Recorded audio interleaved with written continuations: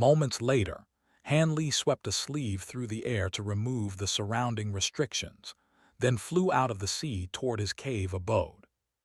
On the way back, he suddenly felt a dull and heavy sensation in his head.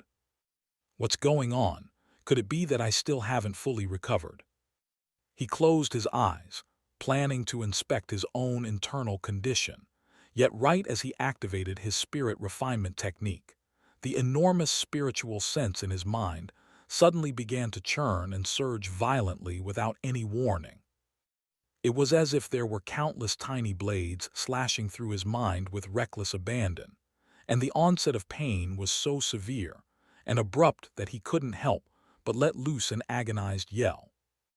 He threw his hands onto his own head, and his face instantly became as pale as a sheet. Immediately thereafter, he stopped cold in his tracks, then plummeted straight out of the heavens, plunging into the sea down below like a dead weight. His entire body was inundated by the cool seawater, yet it did nothing to relieve his pain, which was only worsening by the second. His sanity was gradually eroded by the agony, and a layer of faint crimson light had appeared over his eyes. Han Li reflexively tried to open his eyes, but he was feeling extremely groggy. He forced his own eyes open with great difficulty, but everything in front of him was an indistinct blur, and all he could hear were animalistic howls and roars ringing out around him. These sounds seemed to be able to penetrate directly into his mind, setting his blood alight. It was as if some long-repressed fury in his heart had finally risen to the fore, striking him with a sense of asphyxiation, and only by releasing all of this pent-up fury could he restore his own sanity. His hands were swinging wildly through the air, throwing erratic punches and palm strikes in a frantic effort to release his unbridled frustration and fury. He wanted to roar with all his might, but he couldn't hear anything over the chaotic commotion ringing out around him.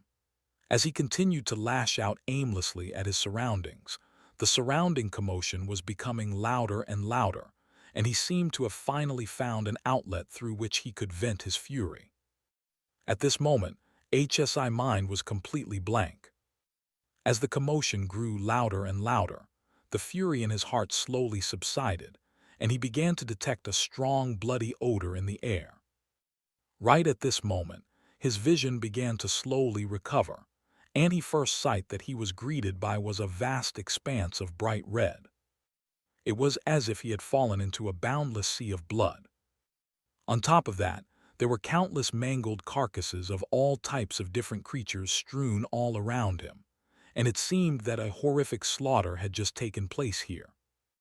Right at this moment, a burst of sharp pain speared through Han Li's mind, and the clarity of his vision was finally completely restored. He shook his head vigorously, slowly recovering from his stupor, and the clarity in his mind also returned. In this instant, he felt completely feeble and powerless, and his entire body was throbbing with intense pain, as if he had just endured an extremely fierce battle. However, as he raised his head once again to inspect his surroundings, he discovered that he was standing on an island, facing the turbulent sea up ahead. He felt as if his memories were a little jumbled, and he couldn't recall anything from the time after he left the small island on which he had been engaging in Tao pill refinement. Thus, he had no idea how he had ended up here. He took a deep breath and closed his eyes, attempting to recollect what had happened up to this point, yet as soon as he attempted to do so, a burst of agony instantly shot through his mind once again. He hurriedly abandoned this train of thought before shaking his head once again, and only then did the pain subside a little. All of a sudden, a thought seemed to have occurred to him, and he turned around to look behind him, upon which he discovered that he was standing on quite a large island that was several dozen kilometers in size, but it was severely ravaged and on the verge of collapse. At the center of the island was what was once a large mountain range, but it had been split in half down the center, and a huge lake had appeared over the entire island, with seawater gushing in to fill it. All of the other mountains in the mountain range had also been destroyed, as had all of the vegetation on the island, and it was truly a horrific sight to behold. A stunned look appeared in Han Li's eyes upon seeing this. At this point, most of the pain in his mind had already subsided, and he was able to release his enormous spiritual sense as normal to inspect his surroundings. In doing so, he was shocked once again to discover that just like the island, the seabed down below had also been severely ravaged, riddled with many deep craters and trenches, as if it were a field that had been plowed. There were some spots where the rifts were so deep that the magma beneath the earth had come gushing out, but at this point it had already solidified. Through his spiritual sense, Han Li was able to detect that this destruction had been wrought over an enormous area. All of the islands within a radius of thousands of kilometers had been completely destroyed, with some having sunk down to the seabed, while others resembled tattered old rags, just like the one that Han Li was situated on. Interspersed throughout the remnants of the islands on the seabed were many demon beast carcasses, all of which had been quite formidable, with no lack of body integration and even grand ascension stage demon beasts among them. All of them had been killed in extremely horrific fashion. A grand ascension stage worm that was over 1,000 feet in length had been torn into 7 or 8 pieces, and its blood had stained a massive area of the sea red. Even in death, there was still a look of horror deep in its eyes. Right at this moment, a bolt of golden lightning descended out of the sky, landing not far away from Han Li to reveal none other than Taoist Zai. "What happened here, Brother Zai?" Han Li asked. Taoist Zai was silent for a moment, then asked, "Do you not remember what just happened, fellow Taoist? You're personally responsible for all of this destruction." "Me?" Han Li faltered slightly upon hearing this, following which a hint of foreboding welled up in his heart. On the way back to your cave abode, it was as if you had suddenly gone insane. You went on a spree of destruction as if you had been possessed, and you completely lost your sanity. No matter how I tried to call out to you, you displayed no reaction, Taoist Zai explained. Han Li was silent for a moment upon hearing this, then asked, "How long was I in that deranged state?" "About 15 minutes, Taoist Zai replied after a brief moment of contemplation. A grim look appeared on Han Li's face as he fell silent. Thanks to this reminder from Taoist Zai, he was able to recall what had happened prior to this short bout of amnesia. During his flight, he had suddenly been struck by a burst of sharp pain in the head, and after that, he had quickly lost consciousness, and the only thing that he could recall was that his heart had been overwhelmed by intense killing intent. How did this happen? Could it be that I fell prey to some kind of sneak attack? All of a sudden, a thought occurred to him, and he raised his head as he murmured to himself, "It's the spirit refinement technique." At his current level of power, even a golden immortal wouldn't have been able to manipulate his mind like this without his detection. Thinking back to what had just happened, the spirit refinement technique was the only possible explanation. After a brief moment of hesitation, he tried to activate his spirit refinement technique, and he was instantly struck by a burst of intense agony in his mind that caused him to give an involuntary groan. He hurriedly stopped what he was doing, and only then did the pain in his mind slowly subside.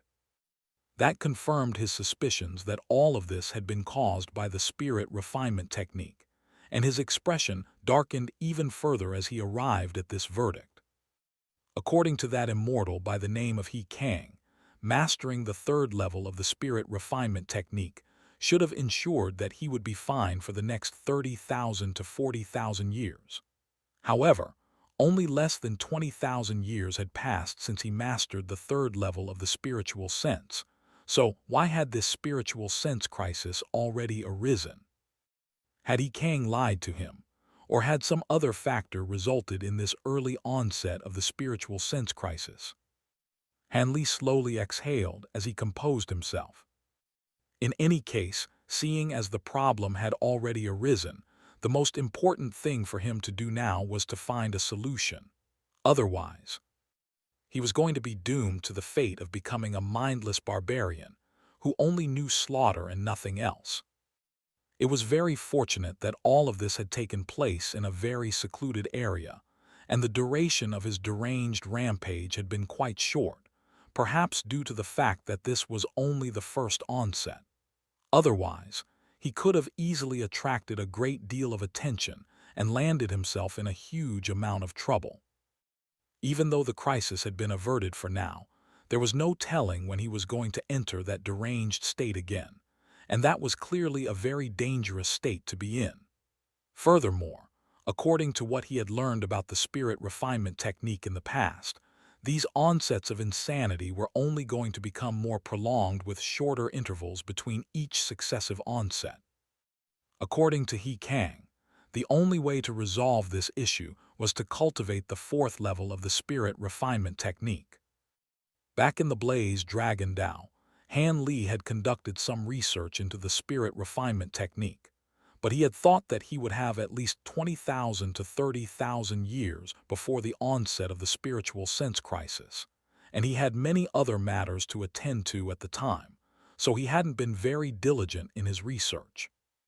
According to what he had learned, there were very few records pertaining to the spirit refinement technique in the northern glacial Immortal region, and it had been a very long time since the last crisis that had arisen from the spirit refinement technique, so very few people even knew about the forbidden technique. The Blaze Dragon Dao's Merit Conveyance Palace did carry the spirit refinement technique, but it was listed as a forbidden scripture that couldn't be accessed by anyone other than the Dao Lords. On top of that, the Merit Conveyance Palace only carried the first 3 levels of the cultivation art, so that wouldn't have helped Han Li anyway. A grim look appeared on Han Li's face as his brows became tightly furrowed. Even a major sect like the Blaze Dragon Dao didn't have the second half of the spirit refinement technique, so where was he supposed to find it in the Black Wind Sea? Han Li remained standing on the spot for a moment in silence, and Taoist Zai didn't say anything either, merely hovering in front of him. All of a sudden, a thought seemed to have occurred to him, and he flipped a hand over to produce an azure tiger mask. He looked at the mask in his hand for a moment with a contemplative look on his face, then stowed it away again. Immediately thereafter, he stowed Taoist Zai away as well before flying away into the distance as a streak of azure light. Several days later, Han Li appeared in the sky above his cave abode, and after sweeping his spiritual sense briefly over the area, he heaved an internal sigh of relief. None of the restrictions around the island appeared to have been touched at all, and the entrance of the cave abode was also tightly sealed. It seemed that no one had been here since he last left. He swooped down and vanished into the restrictions in a flash, quickly entering the cave abode. After briefly visiting all of the areas in the cave abode, he made his way into his secret chamber. Once there, he swept a sleeve through the air, and a yellow light barrier emerged to encompass the entire secret chamber. Only then did Han Li put on the Azure Tiger mask before activating the transient guild formation plate projection. Right as he was about to release a mission, he stopped what he was doing. Even though it was virtually impossible to track someone down in the transient guild using their mask alone, he had already been using this tiger mask for quite some time, so continuing to use it would only incur unnecessary risk. Hence, it would be best to find an opportunity to switch to a different mask in the future.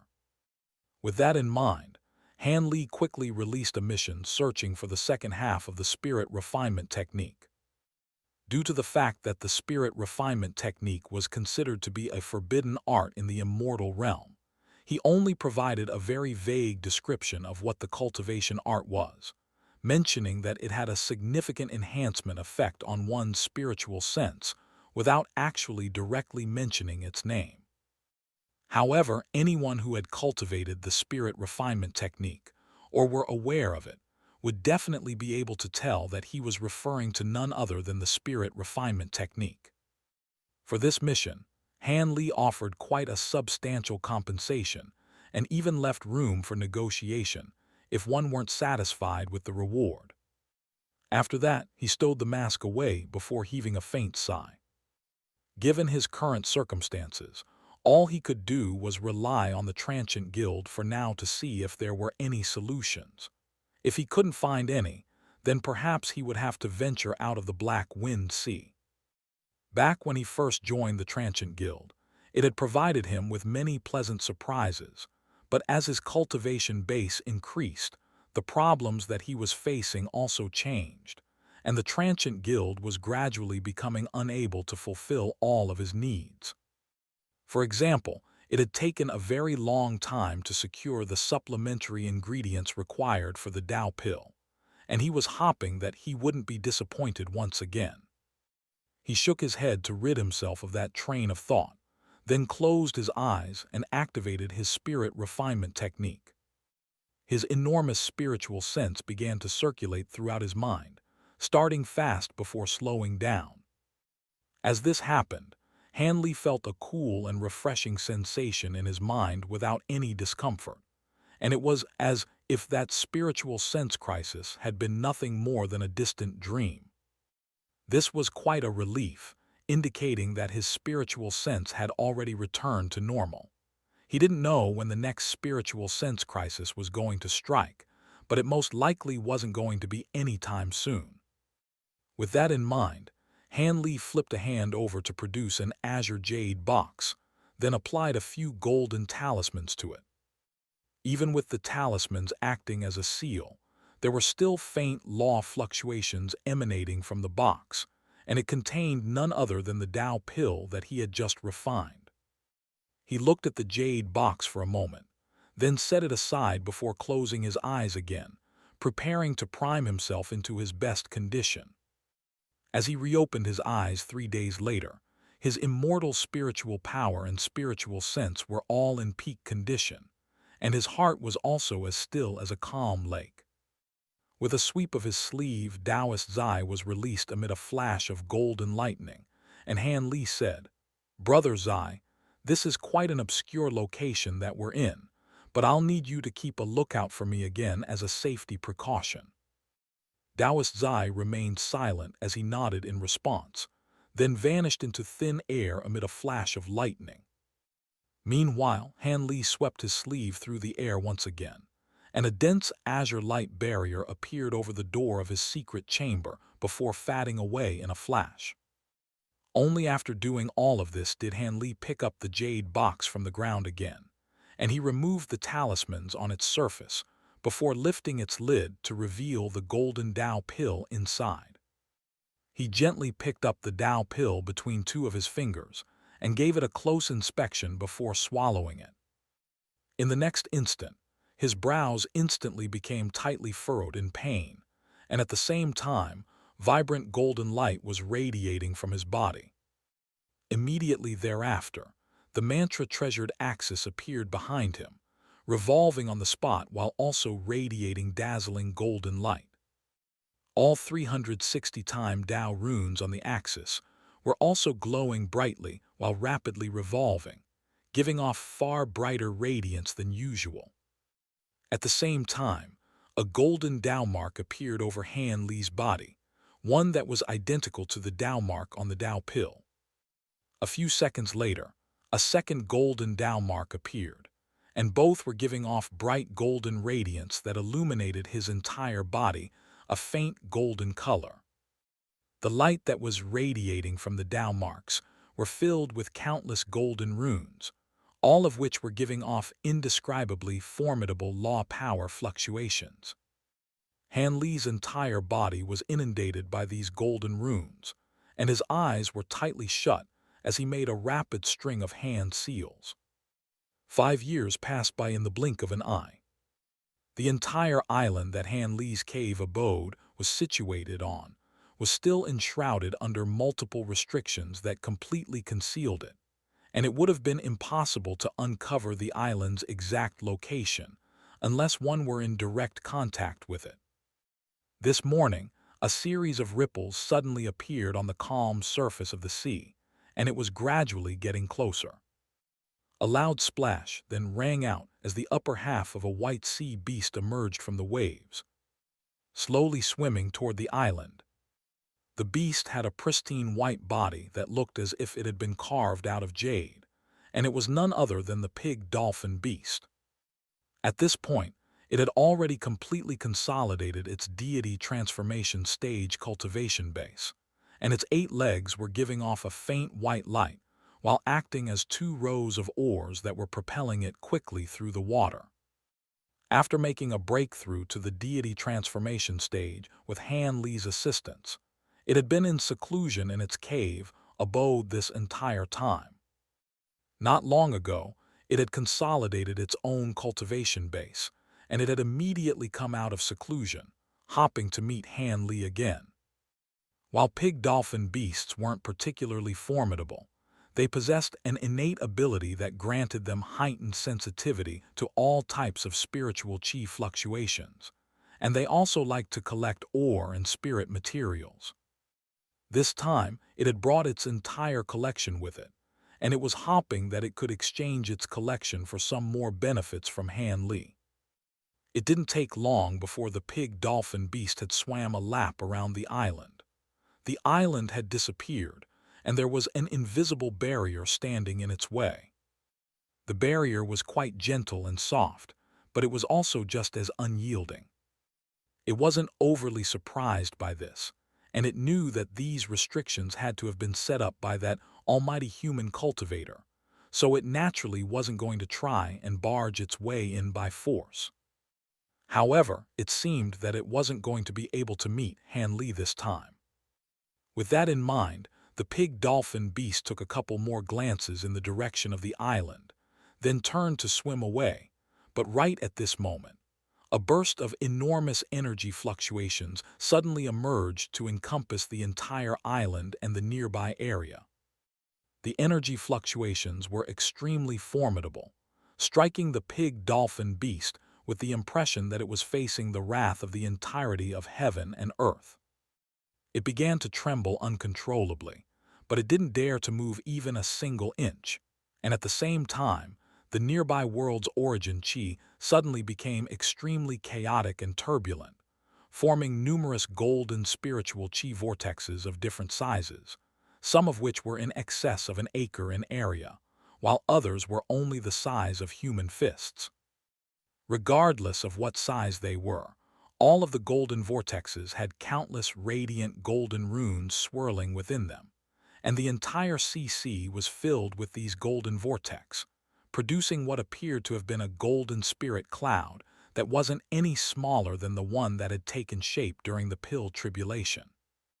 The countless swirling golden vortexes presented a stunning sight to behold, and formidable law power fluctuations were spreading out of the golden vortex in all directions.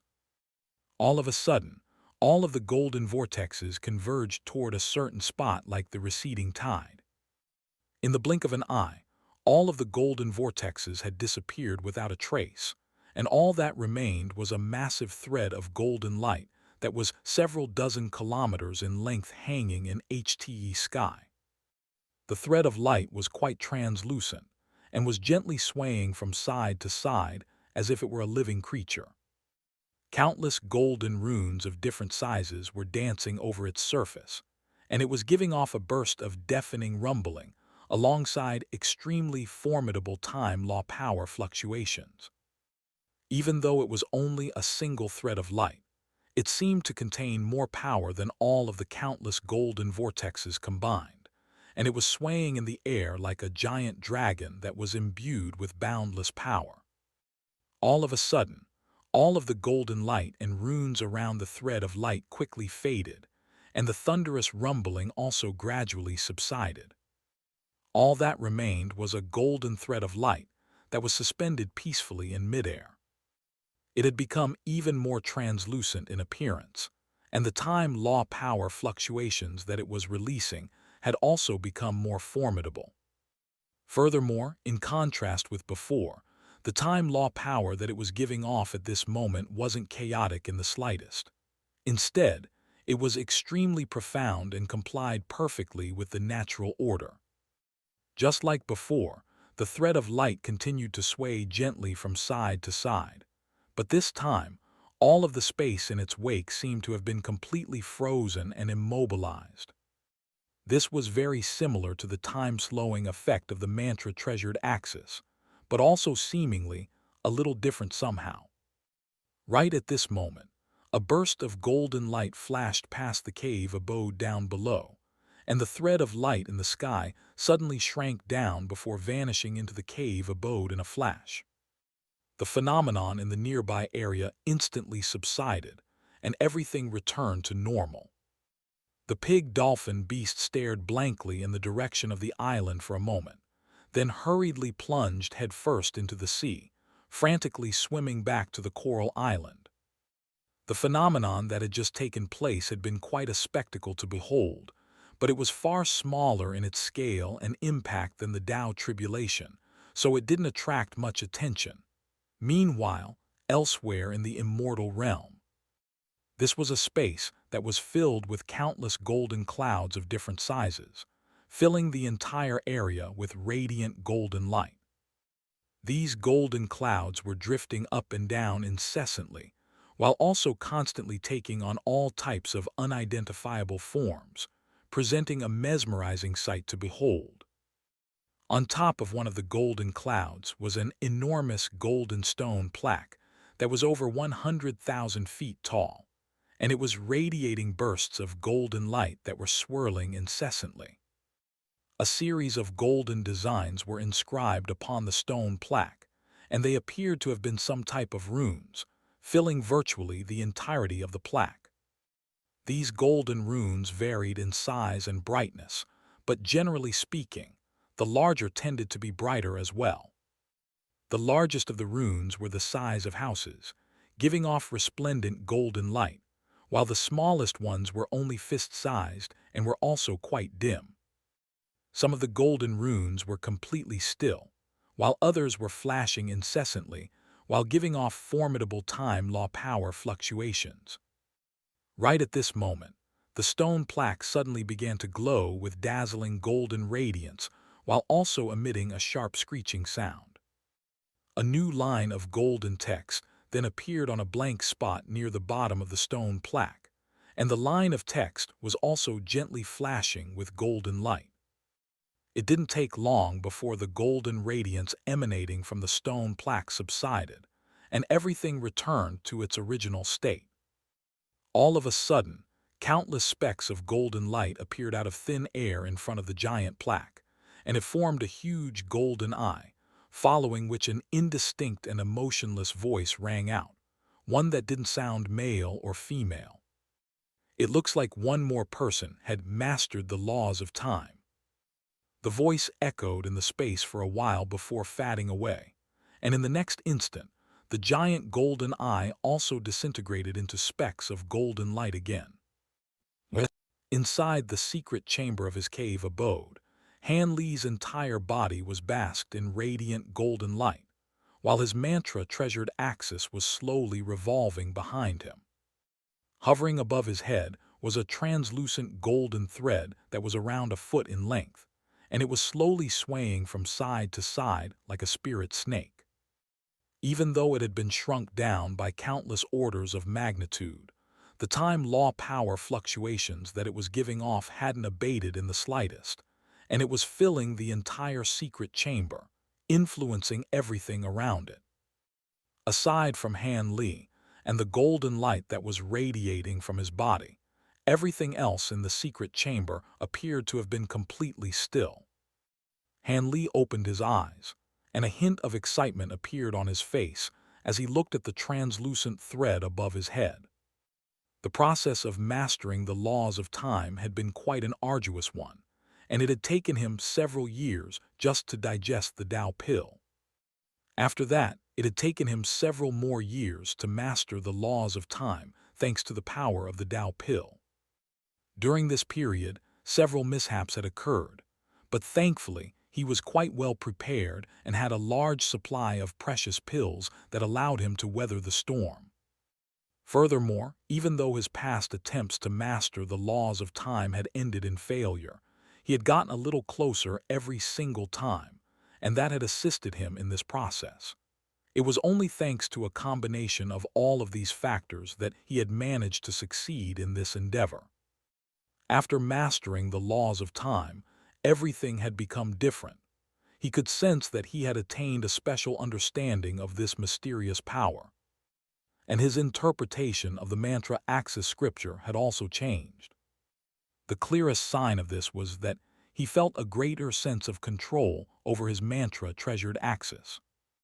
In the instant that he attained this time law thread, he had even gleaned a trace of the passage of time in the entire world around him. Only after a long while did the excitement in his heart slowly subside, and he made a hand seal, upon which the golden light radiating from the translucent golden thread vanished.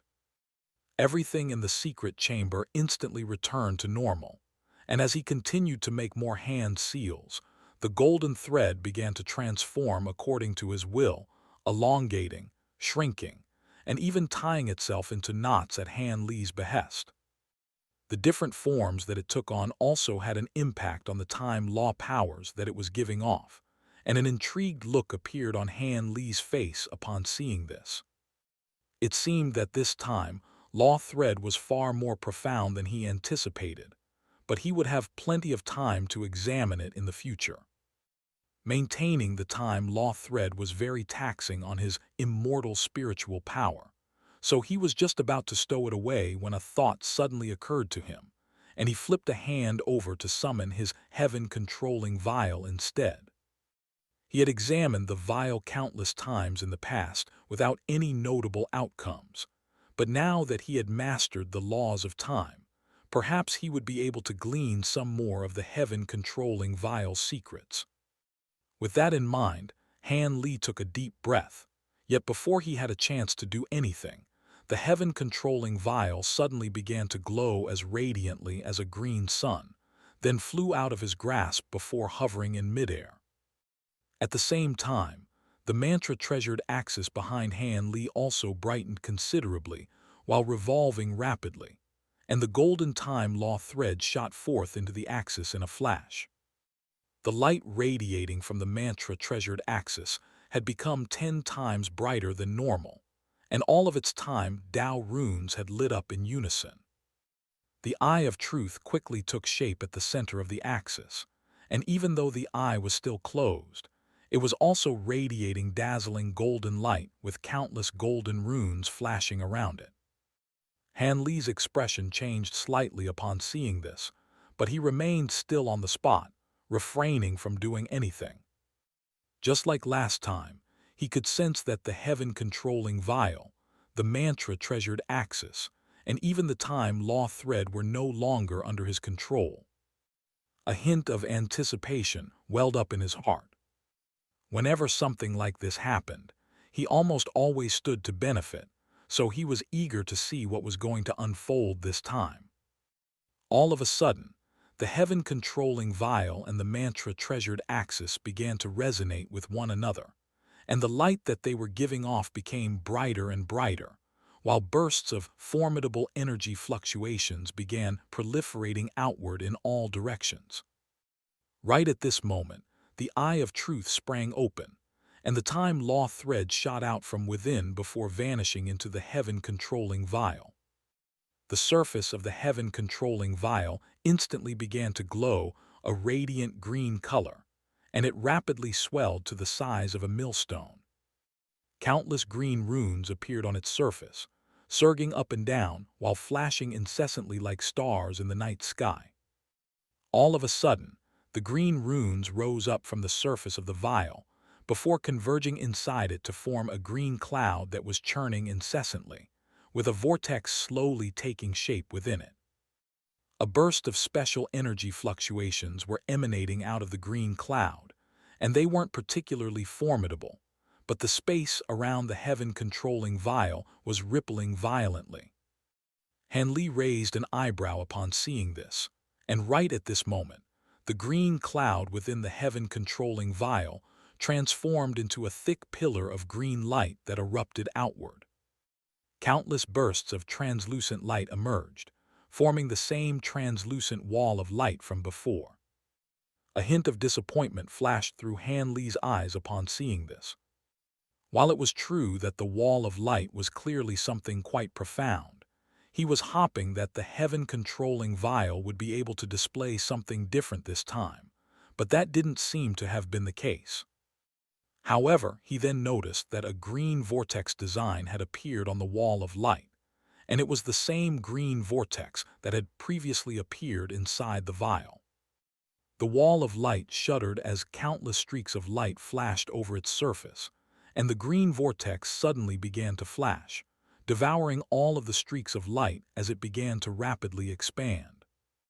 Initially, it was only around the size of a wash basin, but in just a few seconds, it had swelled to the size of a house. A burst of tremendous suction force erupted out of the vortex to envelop Han Li's entire body, and he could sense that his body wasn't being affected by this burst of suction force at all. But in the next instant, his spiritual sense was pulled involuntarily out of his mind and into the vortex. Before he had a chance to do anything, he felt a burst of sharp pain in his head, immediately following which he fell unconscious. An indeterminate amount of time passed by before Han Li slowly regained consciousness and opened his eyes. He was greeted by the sight of a dilapidated ceiling that was riddled with cobwebs and holes, through which he could see the sky overhead. He could also hear something indistinct, but it was also very loud. At this moment, his entire body was racked with agony, and even lifting a finger felt like a Herculean task. He turned his head to the side with great difficulty, and in doing so, he discovered that he was laying on a bed in what appeared to have been a dilapidated temple. As for the sound that he was hearing, it was coming from a yellow-robed young boy with light golden skin, and he was knelt down by his bedside, sobbing in grief. Han Li was completely dumbstruck upon seeing this. Where is this place? Wasn't I in my cave abode examining the heaven-controlling vial? How did I end up here? Han Li tried to recall what had happened, but all of a sudden, he was struck by a splitting headache, causing him to reflexively throw his hands onto his own head as he gave a muffled groan. Thankfully, the pain subsided in an instant, and he had only just heaved a sigh of relief when his expression abruptly stiffened. Just now, a stream of chaotic and alien memories had flooded into his mind. These memories were fragmented and incomplete, yet before he had a chance to examine them, the young boy beside his bed had heard his muffled groan, and he immediately raised his head with an ecstatic expression despite the tears that were still swimming in his eyes. "Master, you're awake, Master." Han Li faltered slightly upon hearing this. He didn't recall ever accepting such a disciple, but for some reason, the young boy looked a little familiar to him. "I knew you'd be all right, Master. I managed to get 2 dragon gall flowers from Master Zhen, and I've already brewed them into medicine. I'll fetch it for you right now." The young boy hurriedly wiped the tears from his face as he rose to his feet and made his way outside. Han Li looked on with a dazed expression as the young boy departed, then took a glance down at his own body, only to be stunned to find that he had become a thin and withered old. He was wearing an azure Taoist robe, and his hands were as wizened as a pair of old tree branches. What happened? How did I suddenly age so much? What is this place and who is that boy? A string of questions flashed through Han Li's mind, none of which he had an answer for. At this moment, the pain in his body had mostly abated, and he struggled up into a seated position, pressing a hand against the edge of the bed for support. After a brief moment of contemplation, he hurriedly began inspecting his own internal condition, upon which he became even more concerned. It had become clear to him that this body definitely wasn't his, but for some reason, he seemed to have possessed it. On top of that, this body had suffered extremely severe internal injuries to its organs. In particular, it had fallen prey to a type of lethal poison. With Han Li's normal cultivation base, he would have been able to recover from these ailments in a very short time. But this body only possessed a late foundation establishment stage cultivation base, so it was completely unable to suppress the poison and these internal injuries. In other words, this body didn't have much life left in it, and it was only a matter of time before it met its demise. A wry smile appeared on Han Li's face as he took a deep breath, then drew upon which little remained of the magic power in this body before flicking a finger through the air. A series of water droplets instantly appeared in the surrounding air, then converged toward the space in front of him to form a mirror of water that was around a foot in size, through which Han Li was able to see the reflection of an elderly Taoist priest with a white beard. He then swept a hand through the air to scatter the mirror before falling into deep thought. At this point, the pain in his head had mostly faded, and he had recalled what had previously happened. The time law thread, his mantra treasured axis, and the heaven-controlling vial seemed to have resonated with one another from that wall of light, and the vortex on the wall of light seemed to have sucked his soul into this place. Could this be some type of illusion?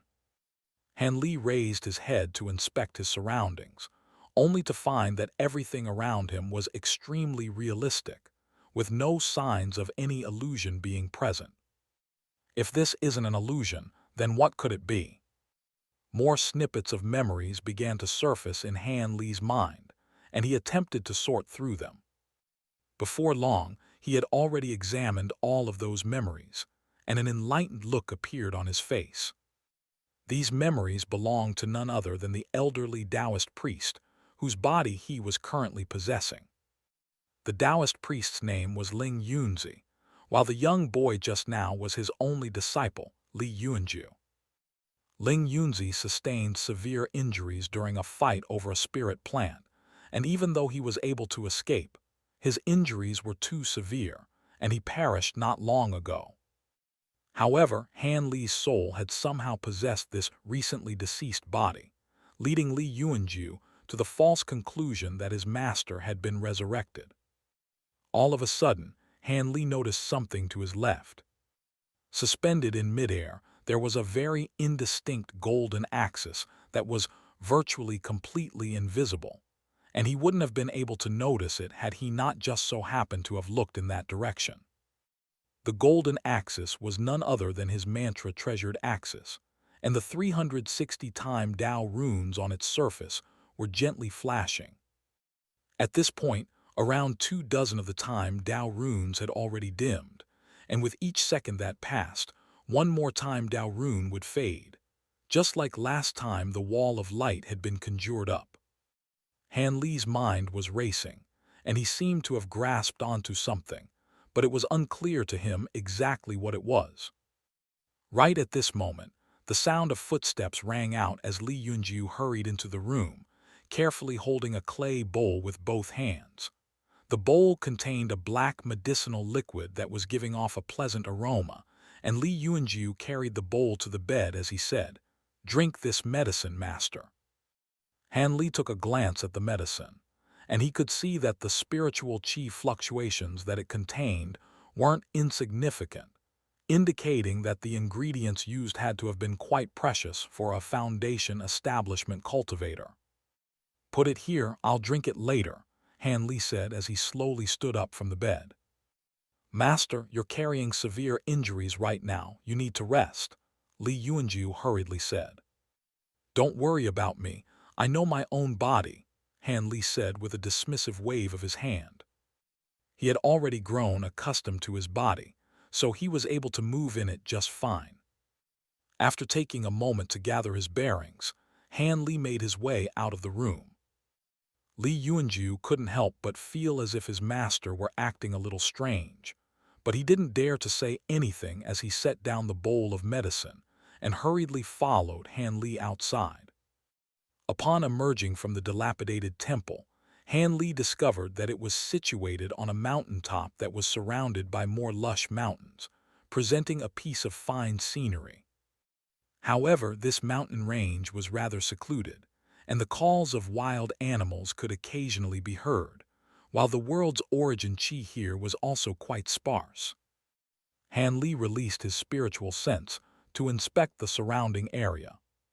For some reason, even though this body's cultivation base was very much lackluster, it seemed to have inherited much of Han Li's enormous spiritual sense, and he was quickly able to assess everything within a radius of several thousand kilometers.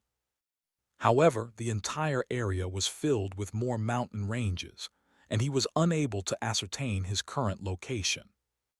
"Are you all right, Master?" Li Yuanju asked as he followed Han Li outside. "Where is this place, Yuanju?" Han Li asked. This is the Mulan mountain range where we've always been cultivating. Why would you ask this, Master?" Li Yuanju asked with a puzzled expression. "My memories are a little jumbled right now, perhaps due to my injuries," Han Li explained.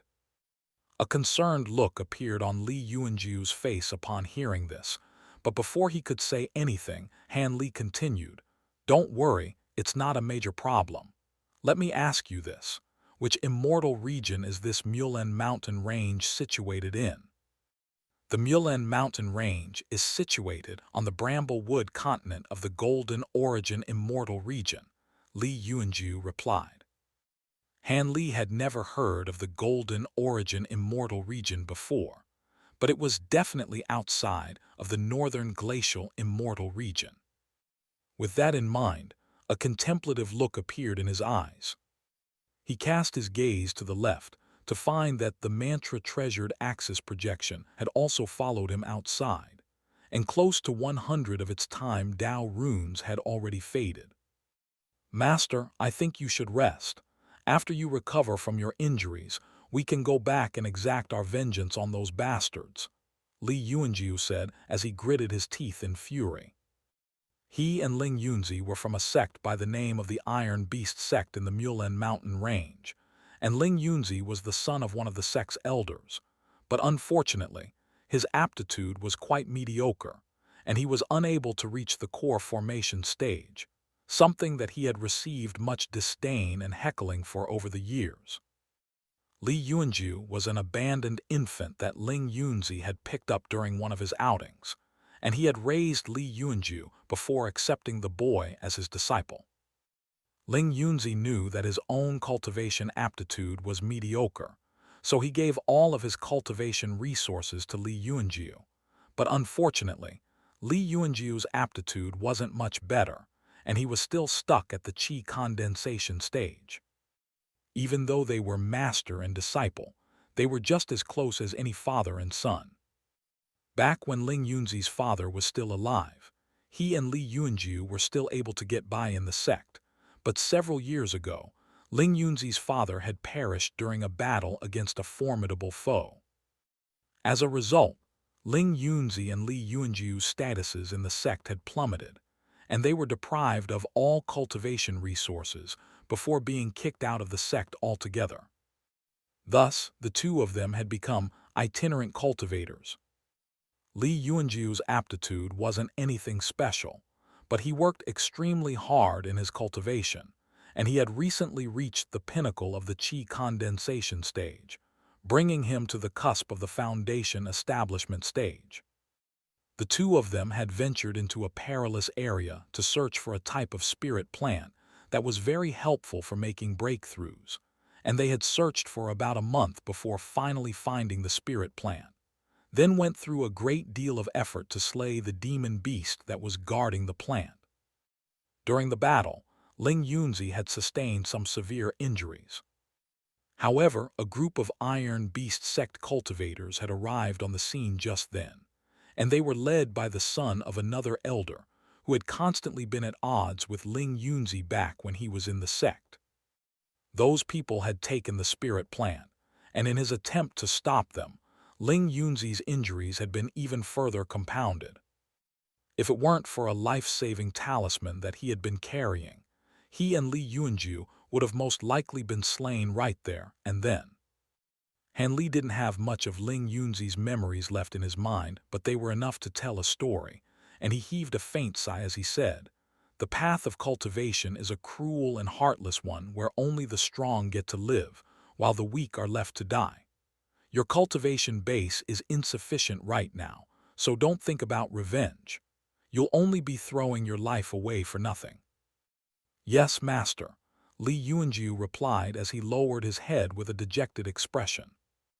Han Li turned to the boy and swept his spiritual sense through the boy's body, upon which he was surprised to discover that Li Yuanjiu possessed a false spiritual root just like himself, one that possessed 4 out of 5 attributes, with only the metal attribute missing. Hence, it was no wonder that his rate of cultivation progress was so slow.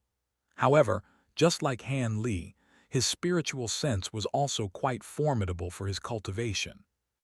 And Han Li couldn't help but wonder if this was just a coincidence, or if this meeting had been preordained by fate. Yuanjiu, I haven't been able to help you much in your cultivation, and you've been made to suffer by my side all this time. I don't have much time left, and I'm going to bestow upon you a secret technique now. Make sure to work hard in your cultivation and live up to the high hopes I have for you, Han Li suddenly said. Li Yuanjiu was horrified to hear this, and he hurriedly waved his hands in response. No, master, I don't want any secret technique, I just want you to live. A stern look appeared on Han Li's face as he said, Yuanjiu, cultivators like ourselves are constantly attempting to defy the natural order, but my time in this world has already run out, and heaven and earth can no longer tolerate my existence. If you want to make something out of yourself and do me proud, then listen up. Li Yuanjiu still wanted to say something further, but Han Li didn't give him another chance to speak, sweeping a sleeve through the air to release a burst of spiritual light that vanished into the boy's head in a flash. The burst of spiritual light scattered in Li Yuanjiu's mind into countless tiny runes that revolved around his head, containing none other than the Great Development Technique. Li Yuanjiu's entire body instantly stiffened, and before long, his eyes rolled over into the back of his head as he fell unconscious and collapsed to the ground. Han Li swept a sleeve through the air to release a burst of spiritual light that picked up Li Yuanjiu before carrying him into the dilapidated temple. It seems you and I were fated to meet here, and I'm temporarily borrowing the body of your master, so I'll give you this great development technique as compensation, Han Li said in an indifferent voice before preparing to fly away. However, a hint of surprise then appeared on his face, and he discovered upon a closer inspection that Li Yuanjiu also possessed a remarkable spirit physique, except it hadn't yet been awakened. Following a closer examination, a hint of intrigue arose in Han Li's eyes, and he swept his sleeve through the air once again to send another streak of spiritual light flying into Li Yuanjiu's body. So be it. It's not every day that I get to meet someone so similar to myself, so I'll give you a bit more assistance. The streak of spiritual light split up into 2 in Li Yuanjiu's mind, and one of them exploded into countless tiny runes that depicted another cultivation art, namely heaven-bearing devil arts. This cultivation art was something that Han Li had obtained from Man Huzi, and at the time, he had promised to find Man Huzi a disciple so that the heaven-bearing devil arts wouldn't be lost, but he had never been able to find a suitable candidate. On top of that, he had been busy preparing for a deity transformation stage breakthrough at the time, so he had set the matter aside, and even now, he still hadn't fulfilled that promise. As it turned out, Li Yuanjiu's spirit physique was perfect for the heaven-bearing devil arts. As for the other streak of spiritual light, it shrank down into a tiny speck of light and hid itself in a corner of Li Yuanjiu's mind. That speck of light contained another cultivation art that came from the same origins as the Provenance True Devil Arts and the heaven-bearing devil arts. However, the seal on it would only be undone once Li Yuanjiu reached the deity transformation stage someday. However, the path of cultivation was always one that was fraught with peril and unpredictability, so the chances of Li Yunju reaching the deity transformation stage before his lifespan ran out were slim to none, even with the assistance of the two cultivation arts, and his mediocre aptitude certainly wasn't going to help his cause. But Han Li had already done everything that he could for the boy. He hadn't intended to offer the boy any assistance, but he couldn't help but be moved by Li Yunju's devotion to his master. With that in mind, Han Li heaved an internal sigh, shaking his head as he directed his gaze away from Li Yunju.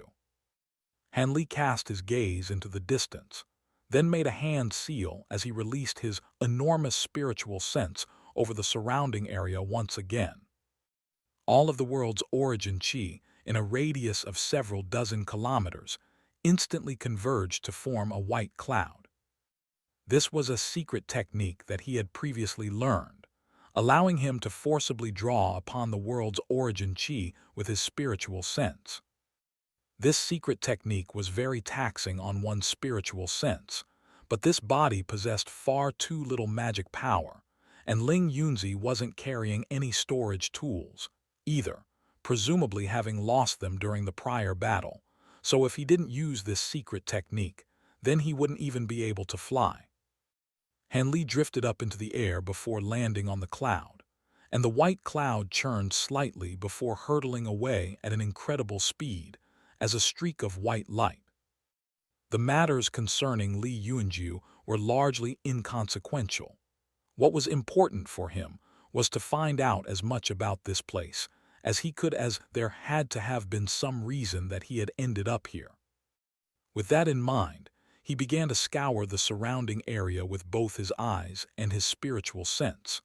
But after flying for a while, he discovered that the entire area was completely mundane and unremarkable.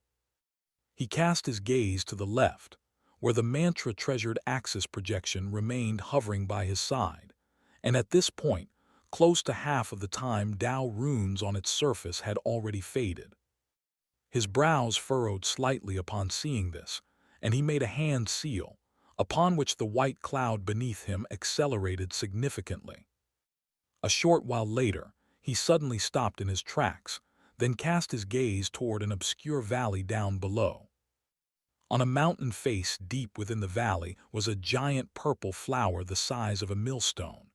Its petals were extremely large and thick, and they were of a very vibrant reddish-purple color. There were also some red feelers among the flower petals, at the top of which were a series of fist-sized water droplets that were giving off a sweet and fragrant aroma. Han Li descended in front of the giant purple flower atop his white cloud, and an intrigued look appeared on his face. This flower was clearly a spirit plant, and the aura that it was giving off was very similar to that of the blood crystal lotus root. The purple flower was swaying gently in the wind, and Han Li hesitated momentarily before flicking a finger through the air, sending a gust of fierce wind sweeping toward the flower. The giant purple flower shuddered, and all of its feelers instantly shot forth like lightning, elongating significantly before intertwining to form a large net that descended upon Han Li. Of course, Han Li wasn't going to fall prey to something like this, and his white cloud shot back like lightning to evade the flower's feelers. The feelers waved around in the air while the flower's petals began moving like a giant mouth, producing a faint screeching sound that expressed its rage and frustration. After thrashing around for a while, the feelers quickly shrank back down to their original length, while the purple flower petals also stopped moving. Han Li raised an eyebrow upon seeing this, and a contemplative look appeared in his eyes. The flower was indeed quite a remarkable spirit plant, but there was nothing else particularly special about it. Thus, he promptly departed, flying out of the valley before continuing onward. As he did so, he was surprised to discover more and more of those giant purple flowers appearing in the mountain range, but none of them were being picked.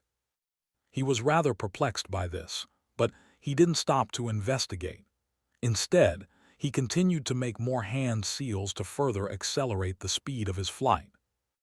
judging from the number of Dao runes that remained lit on his mantra-treasured axis. He didn't have much time left. After flying for a while longer, a look of surprise and elation suddenly appeared on Han Li's face, and he quickly drew to a halt in front of a call. Within the call was a cluster of buildings, and there were many restrictions that were flashing with spiritual light set up in the area. There were also some streaks of light flying through the air, and this was a sect. From Ling Yunzi's memories, Han Li learned that this was none other than the Iron Beast sect. He quickly began to chant an incantation while making a hand seal, and his spiritual sense surged out of his body, forming a series of invisible ripples around him. All of the surrounding world's origin chi also converged to form a layer of transparent spiritual light around him, following which he quickly descended onto a plaza in the sect. He continued to search through Ling Yunzi's memories while casting his gaze toward a mountain to his right, and atop that mountain stood an azure pavilion, which had the brightest of all restrictions in the sect around it. This was the Iron Beast sect's scripture library, and it contained all types of cultivation arts and scriptures. Han Li flew toward the pavilion before quickly descending in front of it, but his brows furrowed slightly at the sight of the restriction around the building. The restriction wasn't particularly advanced, and under normal circumstances, he would have been able to bypass or remove it with ease. However, the magic power in this body was simply far too lackluster, and his immense spiritual sense wasn't going to help him much when it came to bypassing restrictions. Right at this moment, a streak of light arrived from afar, descending in front of the scripture library as well. The streak of light then faded to reveal a middle-aged man who was the early core formation stage, and there was a look of haughtiness and arrogance about him. Before Han Li even had a chance to take a closer look, his body abruptly shuddered, and an overwhelming sense of fury and resentment welled up in his heart. This man was the very same person who had severely wounded Ling Yunzi not long ago. Even though Ling Yunzi had already perished, what remained of his will in this body still harbored intense resentment toward this man. "Don't worry, I've been using your body, so I'm naturally obliged to fulfill some of your wishes," Han Li mused internally as he cast a cold gaze toward the middle-aged man.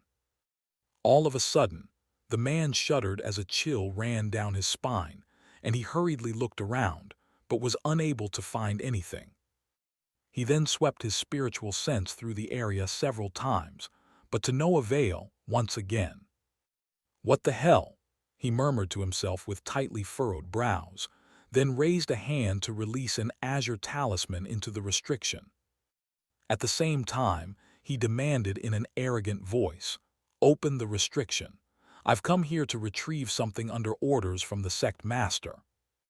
A gray-robed elderly man appeared within the restriction, and a hint of disdain flashed through his eyes, but he then quickly put on a warm smile as he said, "Please wait a moment. I'll open the restriction for you right away, Administrator Wang." He pulled out a badge as he spoke, and a burst of light shot out of the badge, upon which an opening appeared in the restriction.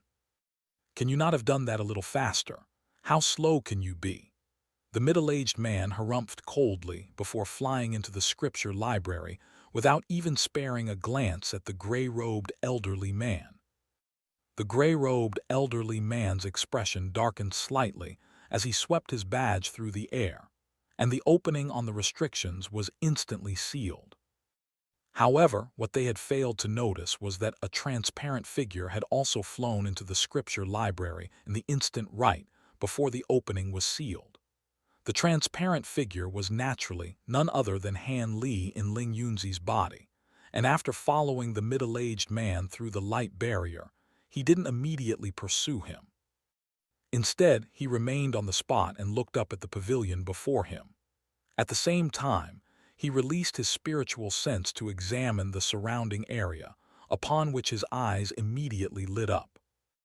Meanwhile, the middle-aged man quickly made his way over to the entrance of the pavilion, and he was just about to enter the building when Han Li abruptly directed his gaze toward him.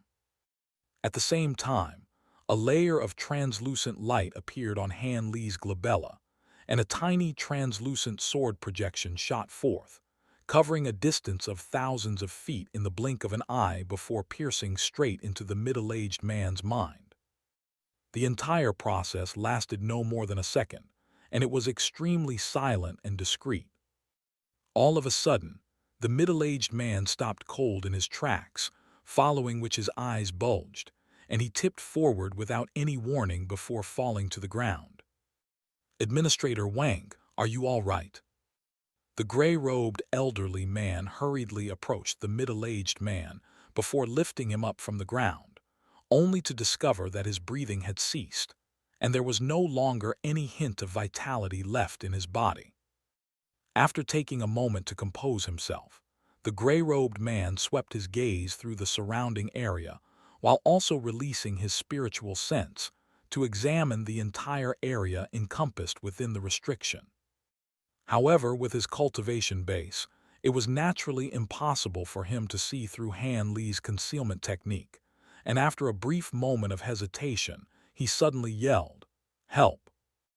A burst of commotion instantly rang out within the scripture library, and several cultivators emerged from the building.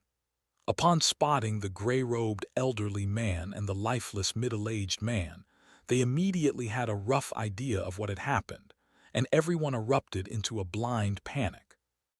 Han Li paid no heed to these people as he drifted calmly through them before entering the scripture library and releasing his spiritual sense once again. The scripture library was split up into 3 floors, with the bottom 2 floors containing some miscellaneous books, including things like travel journals and illustrated handbooks. None of these things were particularly valuable, so the bottom 2 floors were unguarded, and there were no restrictions set up there either. As for the 3rd floor, it contained some cultivation arts, and the entire level was enshrouded within an intricate restriction. Han Li naturally had no interest in those cultivation arts, and he began reading through the scriptures on the 1st and 2nd floors. At this point, everyone in the scripture library had already rushed outside, so Han Li didn't have to worry about being noticed. He had intentionally chosen to kill the middle-aged man at the entrance of the scripture library to draw everyone outside, and he quickly read through one scripture after another, learning a great deal about the Bramblewood continent in the process, but this information wasn't very useful to him. He turned to the left to find that fewer than a quarter of the time Tao runes on the mantra-treasured axis projection remained lit. He didn't know what was going to happen once all of the time Tao runes were snuffed out, but he had a rough idea of what was going to transpire. However, he had no time to worry about things like this, and he quickly withdrew his gaze before continuing in his reading. A short while later, he suddenly stopped what he was doing, then cast his gaze toward a book that was slightly yellow with age. This was a travel journal written by a cultivator who enjoyed exploring the continent, and an image on one of the book's pages had caught Han Li's attention. The image depicted a bald and browless golden figure with a pair of long golden feelers on its head, as well as some golden hooked spikes on its body, presenting a fearsome sight to behold. This was quite similar to a gold, devouring beetle monarch. After the illustration came a passage of text. "Today, I traveled to the Golden Flame mountain range and encountered an almighty battle that shook the heavens and laid waste to the earth. I presume this was a battle between immortals, but thankfully, I was able to get away in time to avoid a terrible fate. This creature was one of the 2 immortals in the battle, but I wasn't able to identify it." Han Li's eyes lit up slightly upon seeing this. This clearly wasn't the same gold-devouring beetle monarch as the one that he had before, so perhaps it was another one. Up to this point, he still hadn't managed to recover his gold-devouring beetle monarch, and he had invested a great deal of effort into trying to recover it, but hadn't been able to gather any useful leads thus far. After committing this snippet of information to memory, Han Li didn't delay any further as he continued to read through the book, but there was no further information about the gold-devouring beetle monarch. This left him feeling a little disappointed, but time was of the essence, and he quickly picked up another scripture about spirit plants. After flipping through a few pages, he stopped once again. On the page that he had stopped on was a vibrant purple flower, the very same type as the one that he had seen in that mountain range earlier. The spirit-devouring flower attracts living beings with its aroma before devouring them for sustenance. The flower can be used as an ingredient for body refinement pills, but it contains a type of corpse poison that must be expelled through the use of a secret technique before it can be used as a medicinal ingredient, and the secret technique is one that's quite difficult to execute. An enlightened look appeared on Han Li's face upon seeing this. It was no wonder that the purple flowers appeared to have been quite abundant in spiritual qi, but they were left alone without anyone willing to pick them. Right as he was about to keep reading, a burst of buzzing suddenly rang out nearby, and Han Li turned to discover that all of the time Tao runes on the mantra treasured axis projection had already faded. Immediately thereafter, the projection began to glow brightly while quickly taking on a more substantial form, and it was also rapidly revolving and giving off a loud buzzing sound. Han Li cast his gaze outside, upon which a hint of intrigue appeared in his eyes. The buzzing sound was extremely loud in his ears, but it seemed that none of the people outside were able to hear it at all. Despite how rapidly the mantra-treasured axis was revolving, it didn't cause any harm to its surroundings, and it seemed to have been somehow detached from this reality. All of a sudden, a speck of black light appeared at the center of the vortex, and it rapidly expanded, staining the entire axis black in the blink of an eye. As the mantra-treasured axis continued to revolve, a black vortex that was very similar in appearance to the green vortex on the wall of light emerged, and all of this had taken place in an instant. Before Han Li had a chance to react, a burst of enormous suction force erupted out of the vortex, latching onto his soul and sucking it out of Ling Yunzi's body. All the while, he was completely powerless to resist. The final thing that he saw was a glimpse of Ling Yunzi's body, which abruptly shuddered before disintegrating to countless specks of light that dissipated into nothingness. Immediately thereafter, Han Li felt his vision go black, and his consciousness began to fade. After an indeterminate period of time, he gradually awakened and opened his eyes. Once again, he was greeted by the sight of the wall of light, and the black vortex on its surface flashed a few times before vanishing into thin air. The wall of light itself also quickly disintegrated, and everything returned to normal. Looking at the familiar cave abode around him, a mixture of elation and disappointment flashed through Han Li's eyes. He was very glad to be back, but at the same time, he felt rather disappointed that he hadn't been able to reap any substantial benefits from this phenomenon generated by the heaven-controlling vial. He immediately closed his eyes and quickly thought back over the entirety of the strange out-of-body experience that had just transpired, trying to find something useful from it, but ultimately, his efforts proved to be futile. He heaved a faint sigh, then made a hand seal, and his mantra-treasured axis appeared behind him amid a flash of golden light. As expected, the 360-time Tao runes on the surface of the axis had all been snuffed out, just like last time that wall of light had been conjured up. The golden time law thread was wound around the mantra-treasured axis, but it had also become very dim. Han Li made a beckoning motion with one hand, stowing the time law thread into his own body, and right at this moment, a loud thunderclap rang out in front of him, following which Taoist Zai emerged amid a flurry of golden lightning.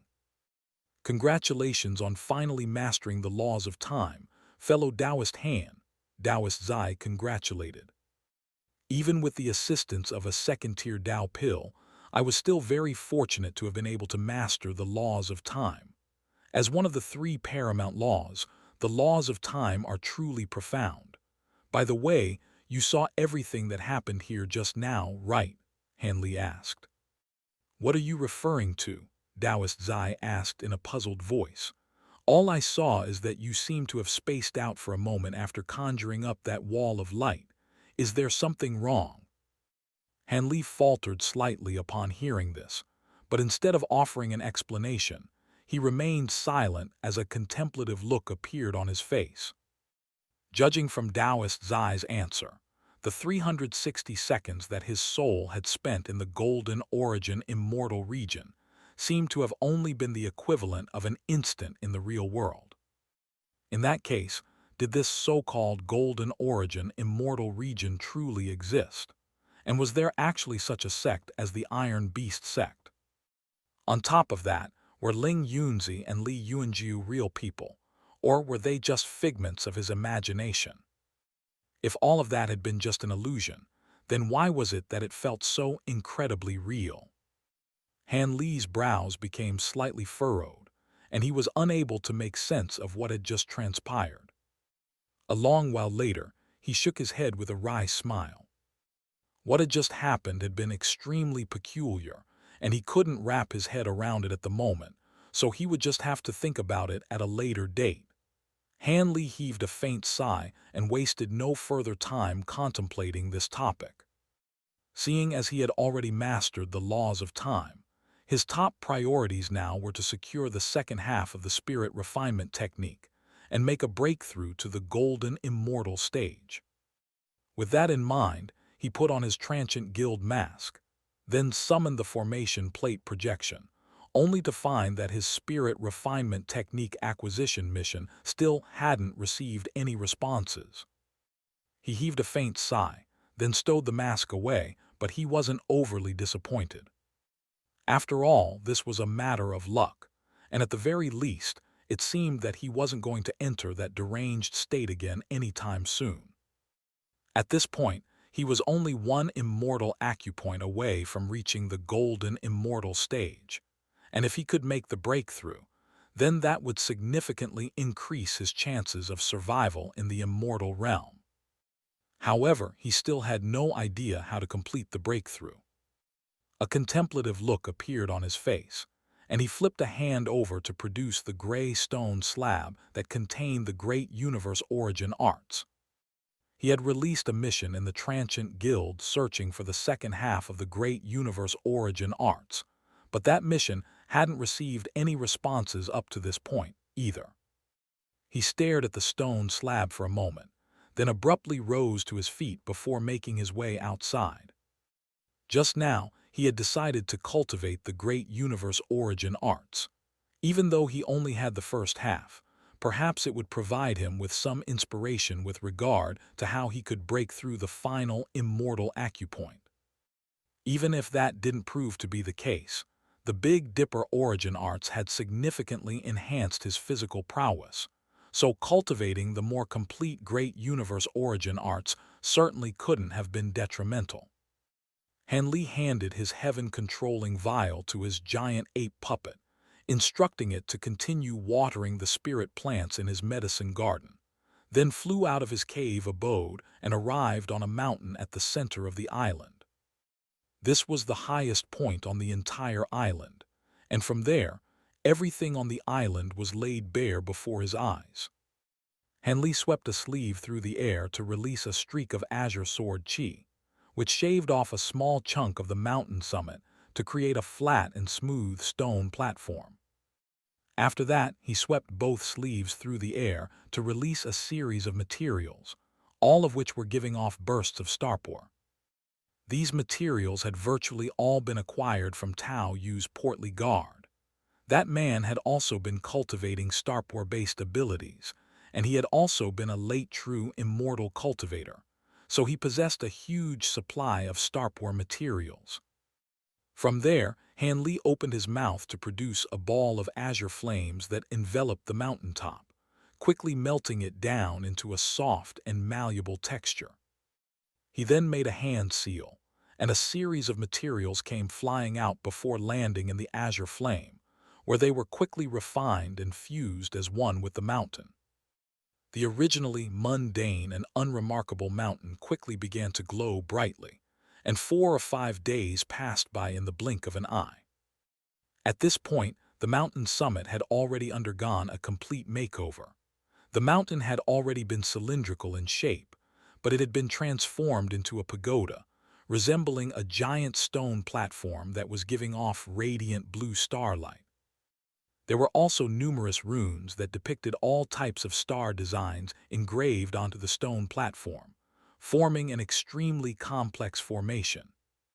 Everything here was very similar to the star-gathering platform back in the Origin Realm Temple, except it was far more grand and spectacular. Han Li had created the formation on the stone platform by referencing the star-gathering formation on the star-gathering platform, while also infusing elements of star formation design that he had mastered over the years. The Portly Guard storage tool contained some very intricate star formations, as well as some cultivation arts and secret techniques related to stars. In order to refine the 7 bright star rings, Han Li had previously taken some time to study those formations, cultivation arts, and secret techniques. A 7 bright starlight formation had been integrated into the formation on the stone platform, so its ability to gather starlight would have undoubtedly been superior to that of the star-gathering platform of the Origin Realm Temple.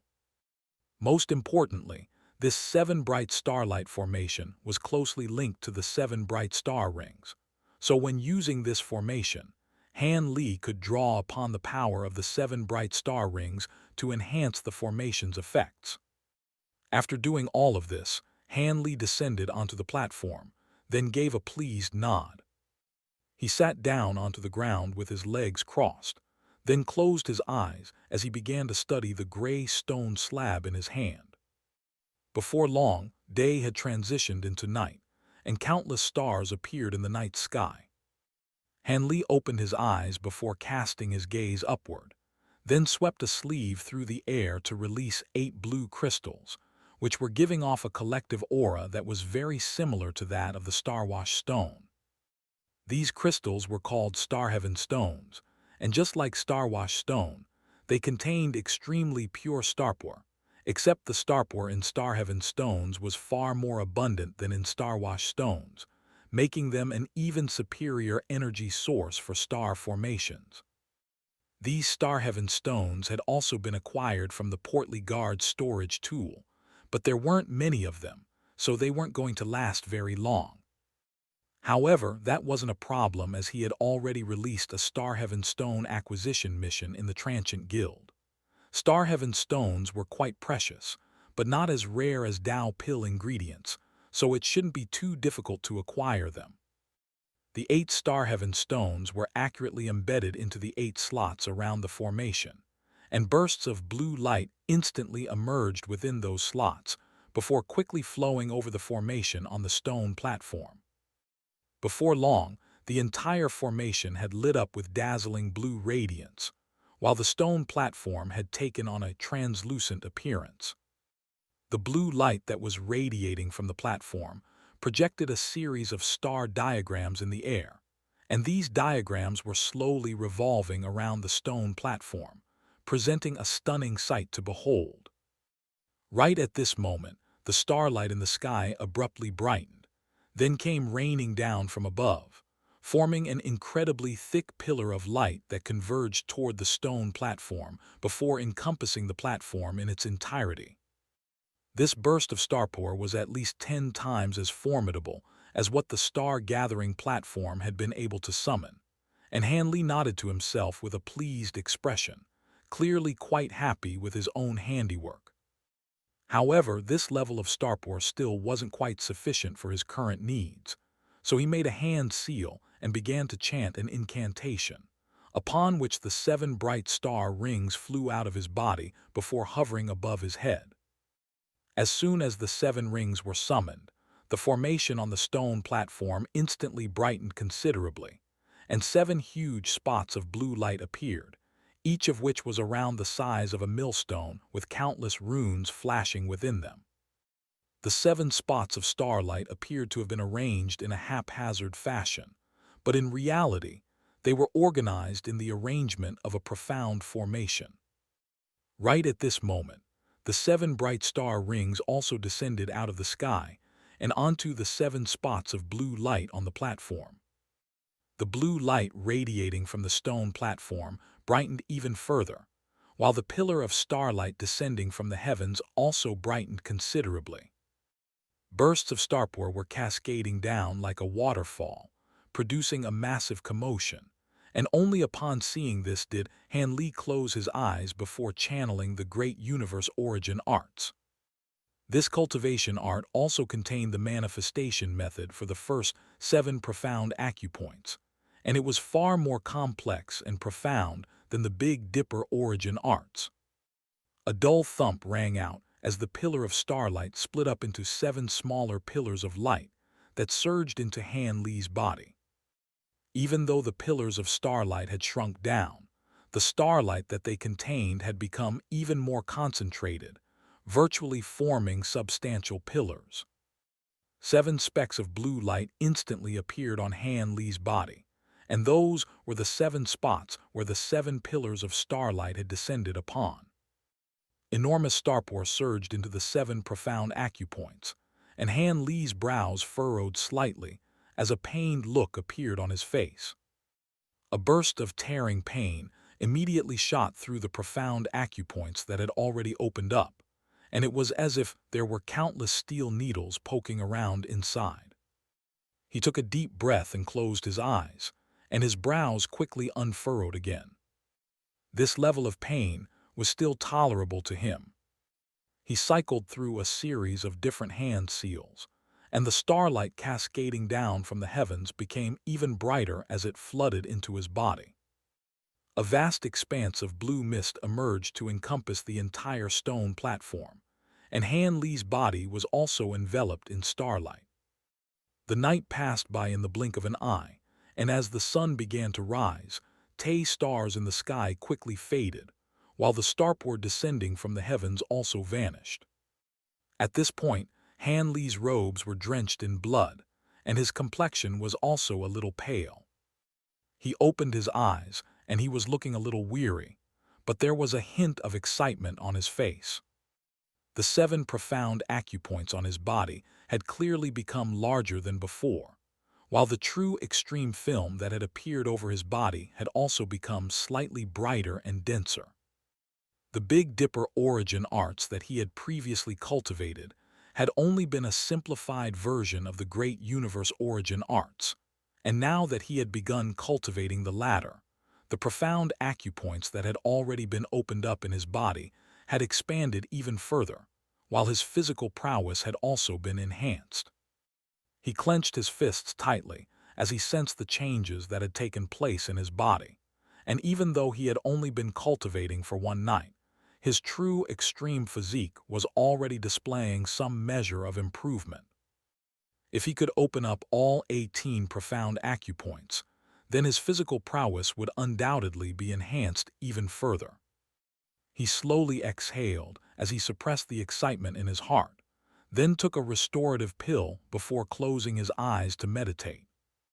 A gentle azure glow appeared over his entire body, forming a ball of azure light. It didn't take long before night arrived once again, and the ball of azure light faded to reveal Han Li, who had already made a full recovery at this point. He opened his eyes and took a glance up at the starry night sky, then immediately activated the formation once again. The formation on the stone platform was activated, quickly drawing down rays of starlight that enveloped his entire body, and Han Li immediately began channeling his cultivation art to absorb the starpour cascading down upon him. Over a year passed by in the blink of an eye, and Han Li had refined his 7 existing profound acupoints once again, using the method described in the great universe origin arts. At this moment, he was seated with his legs crossed on the stone platform, with blue light flashing over his entire body. His 7 profound acupoints had become around twice as bright as before, while his physical prowess had also been significantly enhanced, and his true extreme film was looking even denser and more radiant. A hint of excitement appeared on Han Li's face as he felt all of these changes in his own body. The physical enhancements were naturally quite welcome, but that wasn't what he was excited about.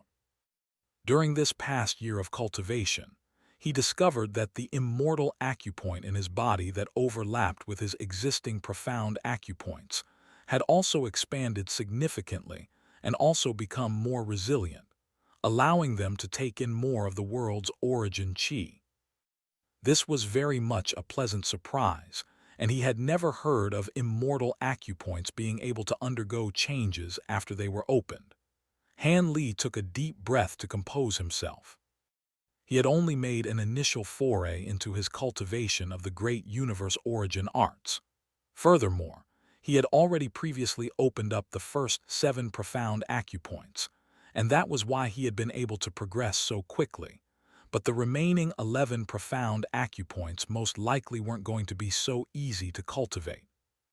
With that in mind, Han Li exhaled before closing his eyes again.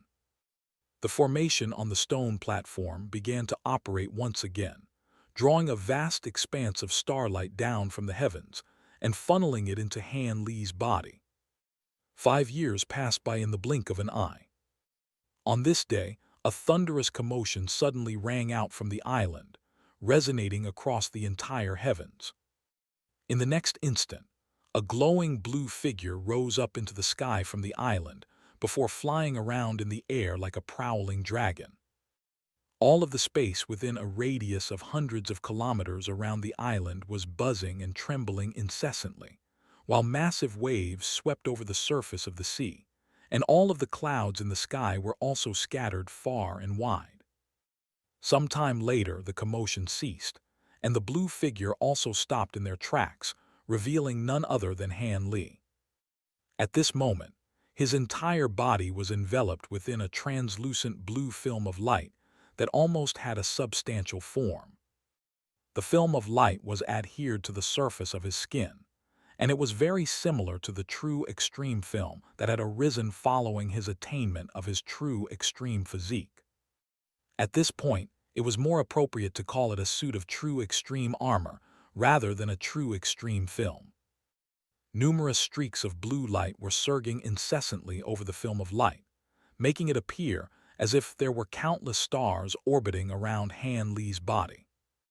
On top of that, there were 18 specks of blue light shimmering on Han Li's chest and abdomen. After 5 years of arduous cultivation, he had finally mastered the first half of the great universe origin arts. Even he was rather surprised by how quickly he had been able to master this cultivation art. Given his past experience, he had originally predicted that it would have taken him a considerable amount of time to master this cultivation art, a projected time span of at least several dozen years. Yet during his cultivation, he discovered that all of the bottlenecks that he thought he would encounter simply failed to pose any resistance, and he was able to open up one profound acupoint after another with ease. All of these profound acupoints overlapped with the immortal acupoints that he had previously opened. In retrospect, he could only speculate that perhaps the immortal acupoints that he had previously opened made it easier for him to subsequently cultivate profound acupoints, and that was why he was able to master the first half of the great universe origin arts in such a short time. Initially, he had been concerned that he wouldn't have sufficient star heaven stones, but as things turned out, he had some to spare. What was even more encouraging to him was that the immortal acupoints that overlapped with his profound acupoints had been significantly bolstered and expanded. Right at this moment, Han Li let loose a low roar as he threw a punch at the sea down below. A burst of tremendous force erupted out of his fist before striking the surface of the sea, and a massive fist-sized black hole was smashed into the sea, parting all of the seawater around it. The force unleashed by Han Li's punch pierced straight through the waves before slamming into the seabed, creating another unfathomably deep hole, at the bottom of which faint glimmers of red light could be seen. Han Li then unclenched his fist before bringing his hand down in a chopping motion, and the sea down below was parted once again as a massive trench emerged. Once again, the seabed was also split apart, forming an enormous rift that was just as unfathomably deep as the hole from before. Han Li slowly withdrew his palm and gave a pleased nod upon seeing this. Even though he had only mastered the first half of the great universe origin arts, his already extremely formidable physical body had been significantly enhanced. He had only put less than 30% of his strength into the two strikes that he had unleashed just now, yet they were already extremely formidable blows. The true extreme film around Han Li's body faded at his behest, and he flew back down onto the island, quickly descending onto the stone platform. He then swept a sleeve through the air to release a burst of azure light that enveloped the entire stone platform, and a burst of dull rumbling rang out as the stone platform was separated from the mountaintop. After that, Han Li began to chant an incantation, and the stone platform rapidly shrank down before being stowed away. Even though he had already mastered the first half of the great universe origin arts, this stone platform was something that had taken him a great deal of effort to construct, so he naturally wasn't just going to discard it. After doing all of this, Han Li flew back to his cave abode and arrived in his bedroom. During these past 5 years, he had been going through a constant cycle of cultivating the great universe origin arts at night and recovering from his injuries during the day, so it had already been a very long time since he had taken a proper rest. Now that he had successfully mastered the cultivation art, he was finally allowing himself to relax, and a wave of exhaustion instantly swept over him. Before long, he fell into a deep sleep on his bed, and only after a day and a night did he awaken before emerging from his bedroom, completely reinvigorated. The first thing that he did was check on the medicine garden, where he discovered that all of the spirit plants were thriving as usual. The giant ape puppet had followed Han Li's instructions, using most of the spirit liquid produced by the heaven-controlling vial on the primary bean, and at this point, it had already sprouted, so Han Li could look forward to another harvest of Tao warriors soon. From there, Han Li explored all of the other parts of his cave abode briefly before arriving in his secret chamber, where he sat down and began to consider his future plans. At the moment, his top priorities were to find the second half of the spirit refinement technique and make a breakthrough to the golden immortal stage. However, both of these objectives were rather difficult to achieve in the Black Wind Sea, and he couldn't help but be tempted to leave this secluded region. Several centuries had already passed by, so the efforts that the northern glacial immortal region was taking to hunt him down would have surely lessened significantly. On top of that, he had become far more powerful than back when he faced Tao Yu in battle. At his current level of power, he was confident that he would be able to take care of Tao Yu even without Taoist Zai's assistance. As soon as this thought appeared in his mind, it immediately began to take root. Even though he had made significant strides in his cultivation during his time in the Black Wind Sea, it had also been a very miserable experience. After some extensive consideration, Han Li decided not to leave the Black Wind Sea for now.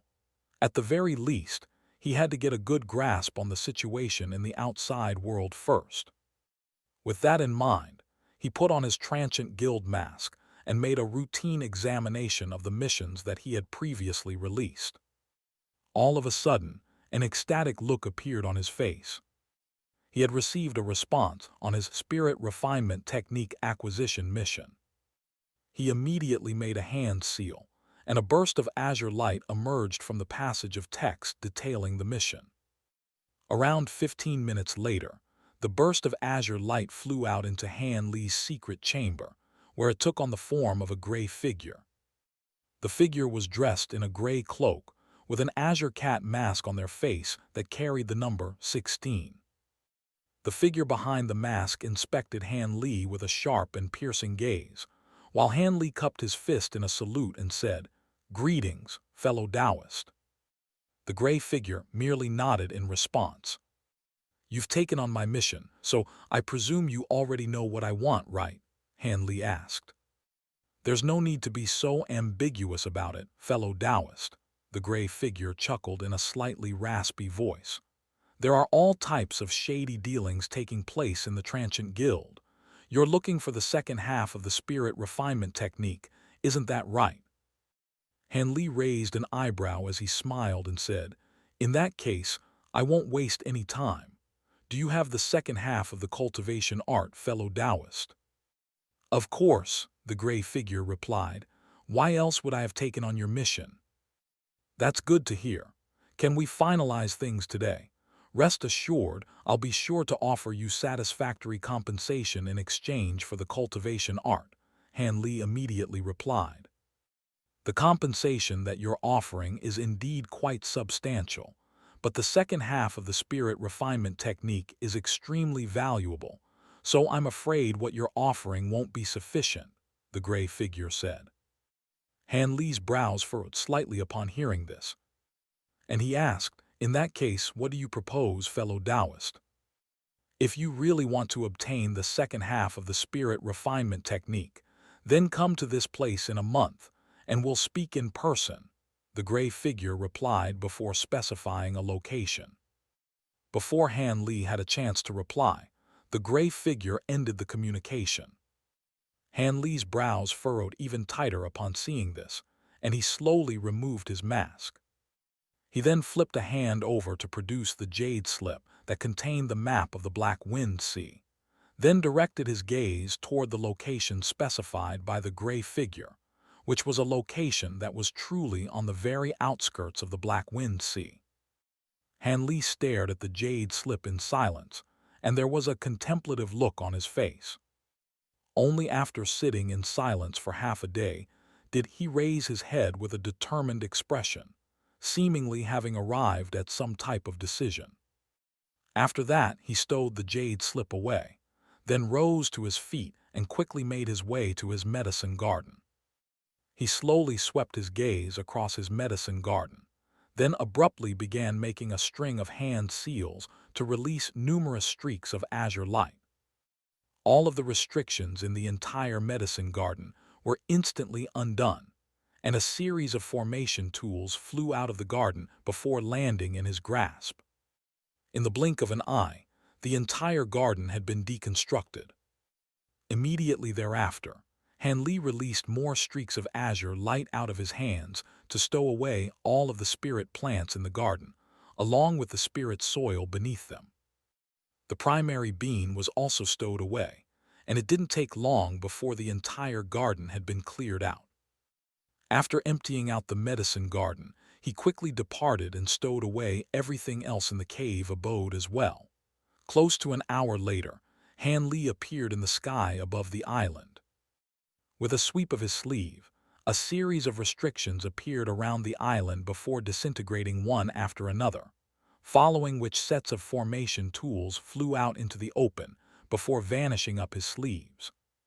He had already been cultivating on this island for several centuries without any incident, but during his cultivation, he had triggered astonishing phenomena on quite a few occasions on the island, so it was no longer safe to continue to stay here.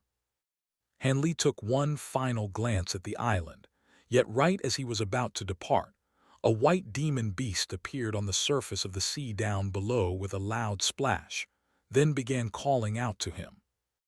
Han Li raised an eyebrow as he looked down, and he was amused to find that the demon beast was none other than the pig-dolphin beast.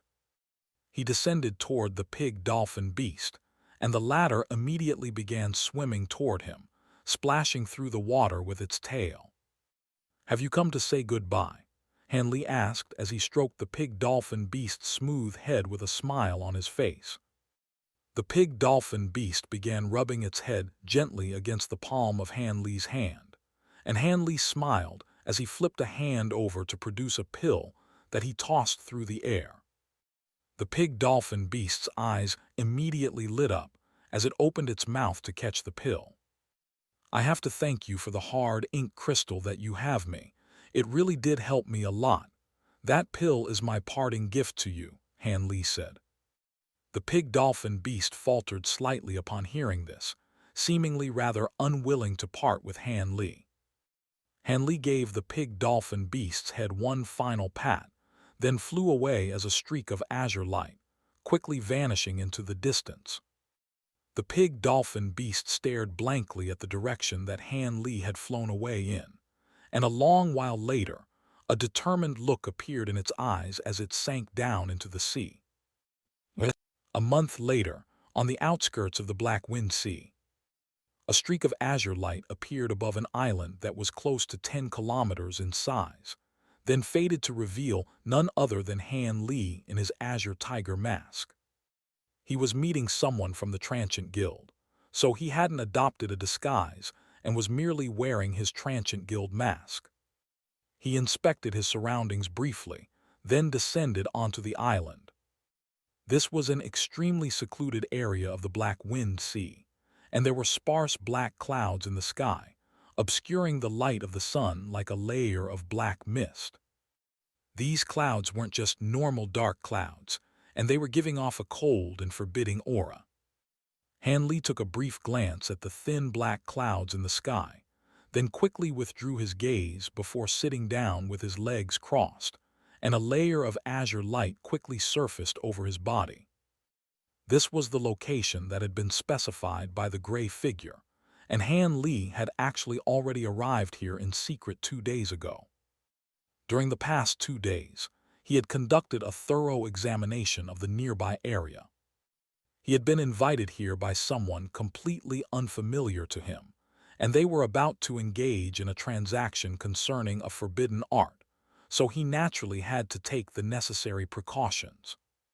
Before long, close to a day had already passed by. All of a sudden, Han Li opened his eyes before rising to his feet, then cast his gaze toward a certain direction.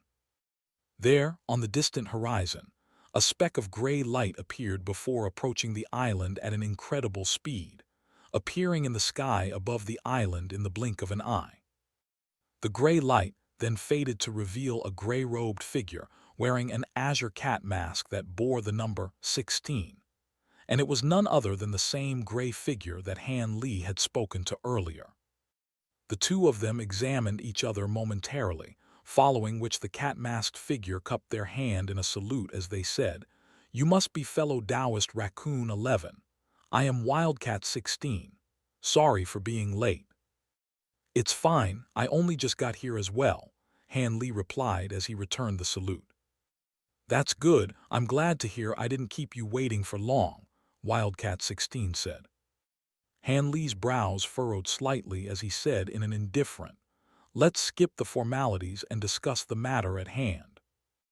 Wildcat's demeanor was very different from during their last communication, and that left Han Li feeling a little perplexed.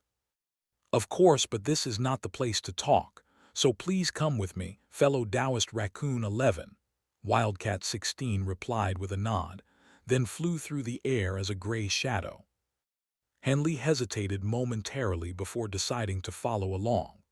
Before long, they had been flying for half a day, and Han Li had remained a set distance behind Wildcat 16 this entire time, while also constantly keeping tabs on his surroundings using his spiritual sense.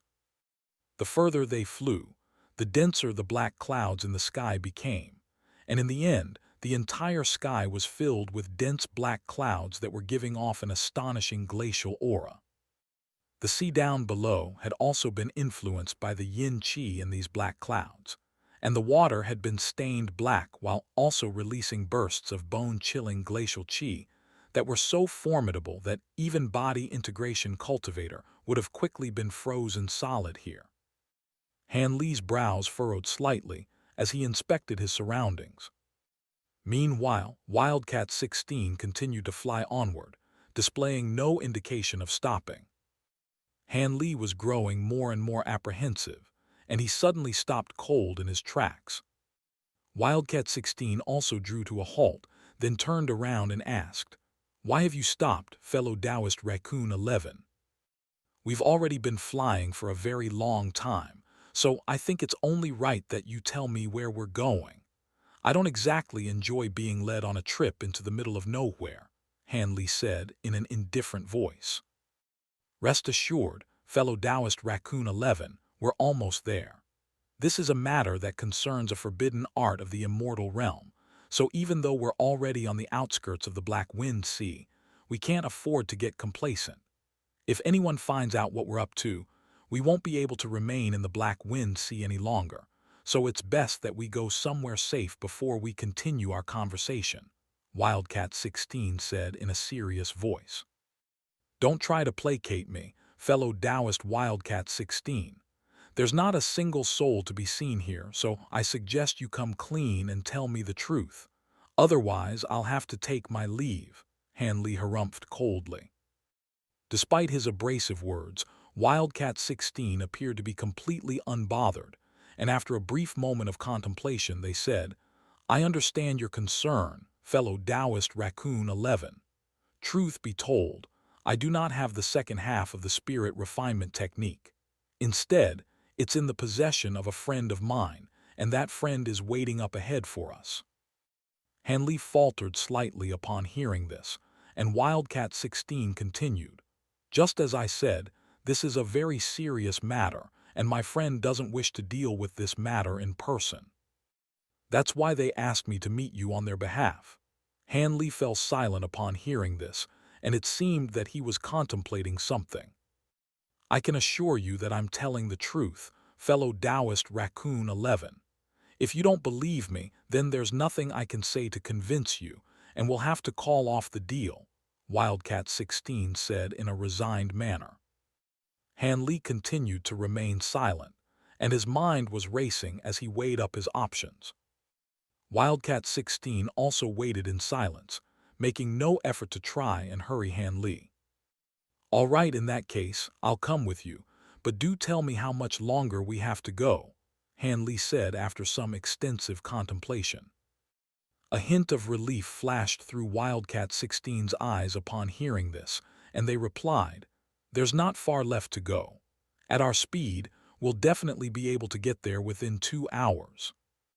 Han Li had noticed the fleeting hint of relief that had flashed through Wildcat 16's eyes, but he made no comment on it.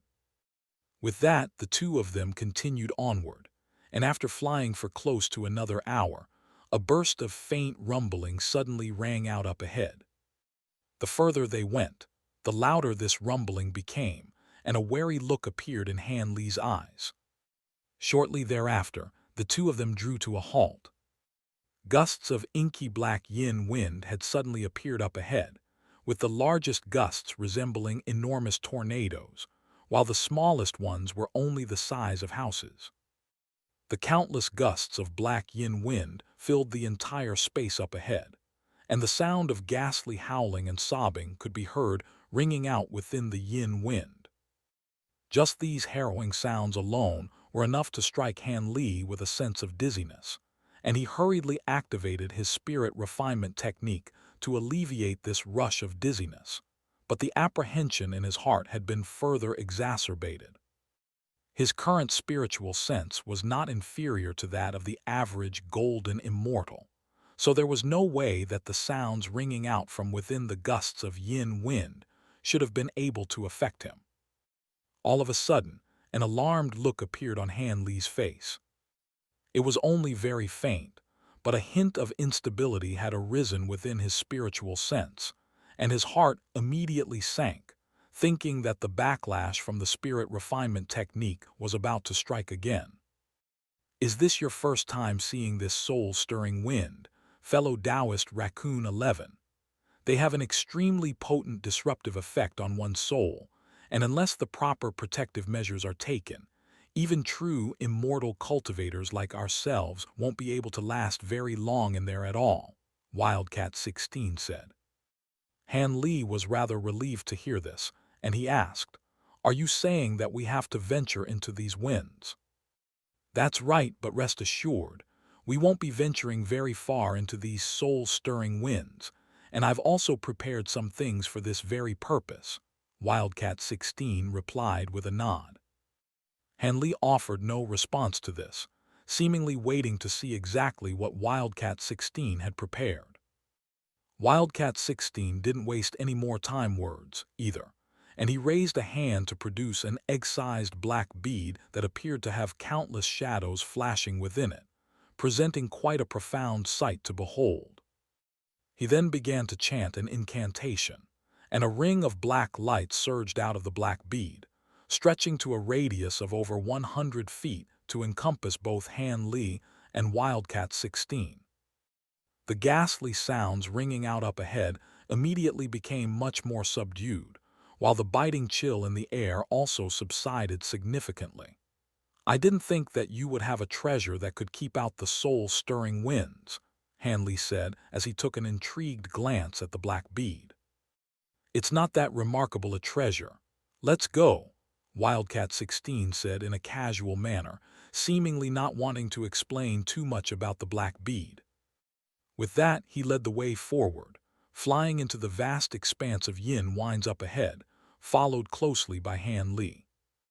As they flew onward, the surrounding yin winds became more and more ferocious, encompassing the entire space around Han Li's duo. However, the ring of black light released by the black bead remained resilient against the yin wind, and at most, the soul-stirring winds were only able to create some ripples on the surface of the ring of light. With their powers, they were naturally able to ward off the effects of this significantly weakened soul-stirring wind, and they quickly continued onward. All the while, the surrounding soul-stirring winds continued to become more and more formidable, and it was as if there were tens of thousands of evil spirits wailing around them. "Do you know the origins of this soul-stirring wind, fellow Taoist Wildcat 16? It feels as if these winds are blowing straight out of the depths of hell, and without that treasure of yours, I wouldn't have dared to venture so far into this area at all," Hanley suddenly said as he inspected the surrounding gusts of yin wind. "You're far too kind, fellow Taoist Raccoon 11. These soul-stirring winds have already existed here for countless years, so I'm afraid I do not know their origins. However, there's a rumor in the Black Wind Sea that this place is connected to the infernal realm, and that's where the soul-stirring wind is leaking out from," Wildcat 16 replied. "Does the infernal realm really exist?" Hanley asked. "The so-called infernal realm is nothing more than an unsubstantiated legend, and no one knows for sure whether it actually exists, so take these stories with a grain of salt," Wildcat 16 replied with a smile. "I've heard that these soul-stirring winds encompass a massive area, and it's virtually impossible to pass directly through them. That's why the Black Wind Sea is only connected to the outside world through the teleportation formation on Black Wind Island. I wonder if it's possible for a golden immortal to pass through these winds," Hanley mused with a contemplative look on his face. "According to my knowledge, some powerful cultivators from the Black Wind Sea have previously attempted to pass through these soul-stirring winds, but none have succeeded. Many years ago, a golden immortal stage senior attempted this feat, and he was trapped inside for several decades before being forced to come back out. According to him, the soul-stirring wind in the deepest part of this area is extremely formidable, so much so that even a golden immortal stage soul isn't able to withstand it," Wildcat 16 replied with a shake of their head. "I didn't think that these soul-stirring winds would be too formidable even for a golden, immortal cultivator to pass through," Hanley mused with a contemplative expression. Now that he had mastered the laws of time and had Taoist Zai by his side, he was wondering if it would be possible to force his way through these soul-stirring winds to leave the Black Wind Sea if his true identity were ever exposed. But it seemed that this was not a feasible course of action. This is why this place is known as an impregnable natural barrier. Perhaps only cultivators at or above the high zenith stage would be able to pass through these soul-stirring winds, but it's yet to be seen whether there are even any high zenith stage jade immortals at all in the northern glacial immortal region, Wildcat 16 said. Hanley nodded in response and didn't speak any further on the subject. Both of them flew onward in silence for some time, yet for some reason, past a certain point, the surrounding soul-stirring wind seemed to have reached a stable state and wasn't growing any more formidable. Right as Han Li was speculating about why this could be the case, Wildcat 16 suddenly stopped in his tracks. "Have we arrived?" Han Li asked as he also drew to a halt. Wildcat 16 nodded in response, and after taking a couple of cautious glances at his surroundings, he made a hand seal, upon which the black light radiating from the black bead instantly swelled, encompassing the two of them as they descended into the sea down below. The seawater here had already turned as black as ink, and it was giving off a bone-chilling glacial aura that was quite uncomfortable for Han Li's duo, even with the protection of the black bead. Han Li swept a sleeve through the air to draw a ball of seawater into his grasp, and he discovered that it was giving off extremely abundant yin qi that was not inferior to that of some yin-attribute true waters. But the energy that this seawater contained was extremely chaotic, rendering it unusable. The two of them quickly sank down to the seabed, and Wildcat 16 was clearly very familiar with this place, leading Han Li into a marine trench. There, he flipped a hand over to produce a black jade badge, then chanted an incantation, and the badge immediately began radiating a vast expanse of black light that illuminated the seabed, causing it to tremble as 5 black stone pillars slowly emerged. Each pillar was as thick as a water vat, with countless runes that were radiating faint black light inscribed upon them. Han Li stood off to the side with his hands clasped behind his back as he observed the proceedings through narrowed eyes. Wildcat 16 continued to chant his incantation, and the black light radiating from the 5 stone pillars grew brighter and brighter before connecting together to form a ball of black light that was over 100 feet in size.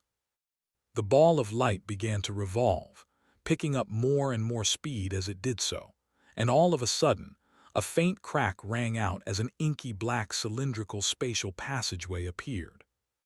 Han Li was quite intrigued to find that this black spatial passageway was very similar to the one leading to that secret area on Dark Vale Island. He attempted to release his spiritual sense into the spatial passageway, only for it to be kept at bay by a burst of gentle force. "This is the place that I mentioned earlier, fellow Taoist Raccoon 11, after you." Wildcat 16 stepped away to the side and made an inviting hand gesture as he spoke. Han Li nodded in response, then flew into the spatial passageway without any hesitation. Wildcat 16 was a little surprised by Han Li's willingness to cooperate, but he immediately followed along. On the surface, Han Li appeared quite calm and collected, but deep down, he was feeling rather resigned. Given how careful and cautious he had always been, he definitely wouldn't have entered an unknown place like this so easily under normal circumstances. However, for the sake of the spirit refinement technique, he had no choice but to cooperate. He had already made it to this point, and it was too late to turn back. However, that didn't mean that he was completely at the mercy of whoever was waiting for him in the secret area. Aside from his laws of time and mantra-treasured axis, Taoist Zai now possessed golden immortal stage power, so if anything were to go awry, then he was confident that he would be able to strike down Wildcat 16 in a very short time and take his bead treasure before fleeing the scene. As soon as Han Li stepped into the spatial passageway, his body was immediately enveloped by a burst of power, and his surroundings transformed into a complete blur. He immediately drew upon the immortal spiritual power in his body, preparing to unleash his most powerful treasures at a moment's notice, but thankfully, he didn't have to. Shortly thereafter, he found himself in a space with a radius of several dozen kilometers, and the entire area was filled with lush vegetation, similar to the environment in the secret area on Dark Vale Island. At the center of this secret area stood a black mountain that was tens of thousands of feet tall, and there were several cave entrances on the mountain, indicating that there were cave abodes inside. Furthermore, there was some type of restriction in this secret area that rendered Han Li unable to release his spiritual sense out of his body at all. Han Li inspected his surroundings while drawing upon his immortal spiritual power, and a burst of golden lightning emerged over his body before fading in a flash, following which an elated look flashed through his eyes. He had just discreetly examined his connection with the lightning teleportation formation that he had set up in the Black Wind Sea, and the connection was still intact, so he could teleport out of this place at any moment. Right after he left his cave abode on that secluded island, he had made a trip to the lightning teleportation formation to find that it was completely untouched. After that, he had taken some time to bolster the formation, and with this life-saving trump card up his sleeve, he was feeling a bit safer. Right at this moment, Wildcat 16 emerged beside Han Li. "My friend is waiting for you up ahead, fellow Taoist Raccoon 11, Wildcat 16 said, then flew directly toward the Black Mountain before Han Li had a chance to reply. Han Li trailed along behind Wildcat 16, and the two of them quickly flew into one of the cave entrances. After traveling along a passageway for a while, a hall appeared up ahead. The furnishings in the hall were quite minimalistic, with only a stone table, several stone chairs, and a black screen that was shimmering with black light and had different designs occasionally taking shape on its surface. A tall, red-robed man was standing in front of the screen with his back facing Han Li's duo, and Han Li was struck by a sense of familiarity at the sight of the man.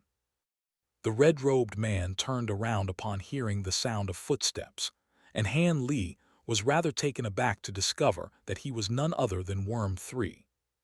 "Fellow Taoist Raccoon 11, this is fellow Taoist Worm 3, and he's the one who's actually taken on your mission," Wildcat 16 said.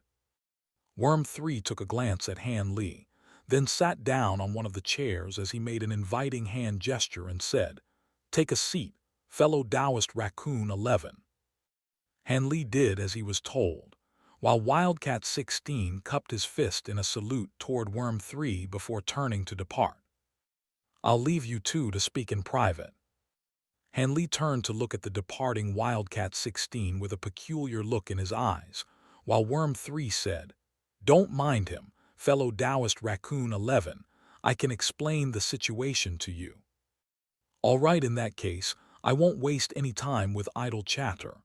Do you have the second half of the spirit refinement technique, fellow Taoist Worm 3? Han Li asked in a direct and straightforward fashion. While Wildcat 16 had referred to Worm 3 as a friend of his, from Han Li's observation, it appeared that they were more like superior and subordinate. "Of course," Worm 3 replied with a smile, then swept a sleeve through the air to send a gray jade slip flying toward Han Li. Han Li caught the jade slip, then cast an inquisitive gaze toward Worm 3.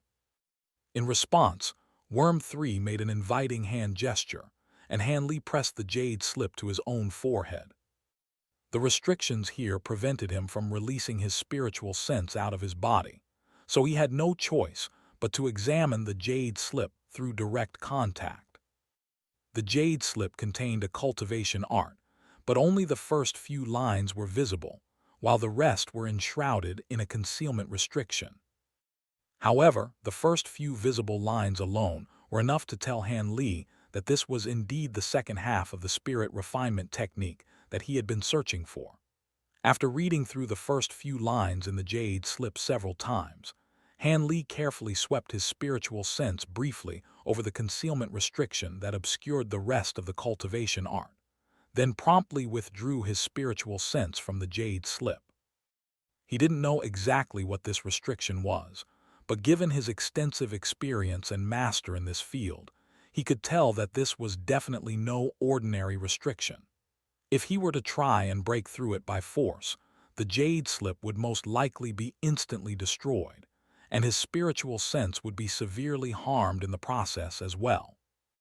Hanley swept a sleeve through the air to send the gray jade slip drifting back to Worm Three's side, then said, "Let's not waste any time here, fellow Taoist Worm 3. What do you need me to do in exchange for the full cultivation art?"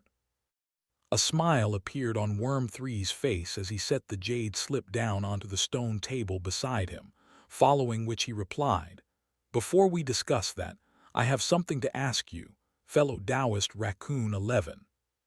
"Go ahead," Hanley prompted. "How much do you know about this spirit refinement technique?" Worm 3 asked in a calm manner. This was a completely unexpected question to Hanley, and he contemplated the question momentarily before replying. "According to my knowledge, this is a forbidden art of the immortal realm, and it can enhance one's spiritual sense, but most of the people who cultivate it end up becoming deranged monsters who wreak havoc across the immortal realm.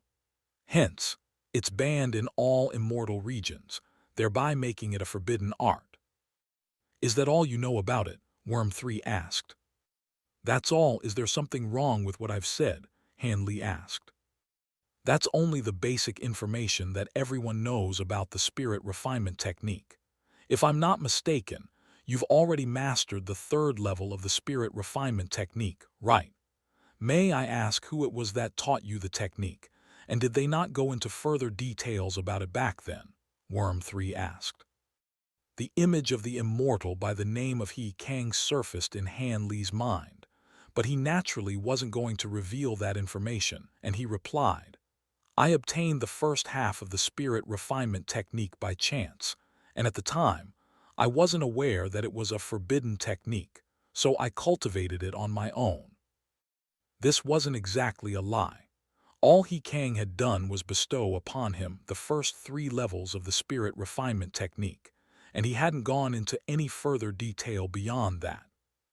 Worm 3 seemed to have been astonished to hear this. "You're saying that you managed to master the first 3 levels of the spirit refinement technique on your own without any guidance. Is there a problem?" Hanley asked as his brows furrowed slightly. Worm 3 was silent for a moment, then replied, "Not at all. I'm simply stunned by your exceptional cultivation aptitude." "You're far too kind, fellow Taoist. I was merely very fortunate to have made this much progress in the spirit refinement technique," Hanley replied in an indifferent voice. "Seeing as you don't know much about the spirit refinement technique, I'll start from the beginning. Otherwise, it'll be difficult to proceed with the rest of our discussion," Worm 3 said. "Please enlighten me," Hanley prompted as a hint of intrigue appeared in his eyes. "What you just said is all true. The spirit refinement technique has a very severe drawback, but it's also an extremely formidable secret technique that was once vastly renowned in the immortal realm. However, the spirit refinement technique isn't a forbidden art just because most of those who cultivate it end up becoming insane. Additionally, the other main contributing reason to its forbidden status is the fact that it came from the Reincarnation Palace," Worm 3 revealed. The Reincarnation Palace. Hanley was quite taken aback to hear this. Worm 3 was rather surprised by Hanley's reaction, but he then smiled as he remarked, "It seems like you're already aware of the Reincarnation Palace, fellow Taoist Raccoon 11. I have heard some things about the Reincarnation Palace, but not much. Please continue, fellow Taoist Worm 3, Hanley replied. "Seeing as you've heard of the Reincarnation Palace, I'm sure you're also aware that the Reincarnation Palace is an enemy of all of the immortal palaces. At this point, all those who have cultivated the spirit refinement technique have some ties to the Reincarnation Palace, and that's why they're being hunted so vehemently," Worm 3 said. "I have heard about that," Han Li confirmed with a nod as thoughts of Bailey Yan and Taoist Hu Yan sprang into his mind. It's said that the spirit refinement technique was created by the founder of the Reincarnation Palace, and it's always been a symbol of one's affiliation with the Reincarnation Palace. However, countless years ago, the first half of the cultivation art was somehow leaked, but only the Reincarnation Palace has the second half. Furthermore, due to the fact that the first half was leaked, extra precautions have been taken to ensure that the second half isn't also leaked, and it's forbidden to bestow the second half of the cultivation art upon anyone outside of the Reincarnation Palace. Worm 3 continued.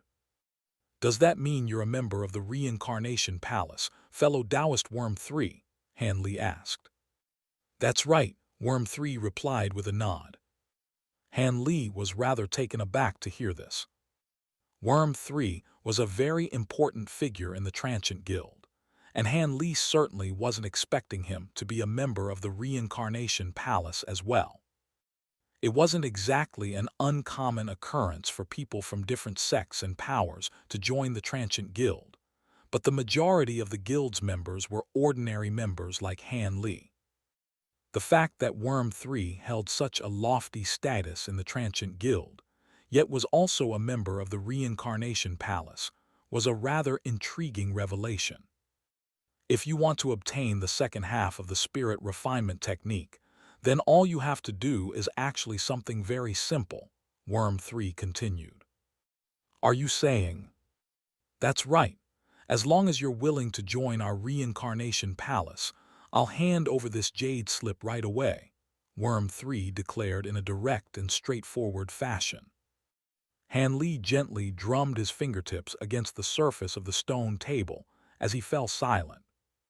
Meanwhile, Worm 3 also remained silent as he waited patiently. Right at this moment, the sound of footsteps rang out, and a servant entered the room, carrying a platter that held 2 cups of spirit tea.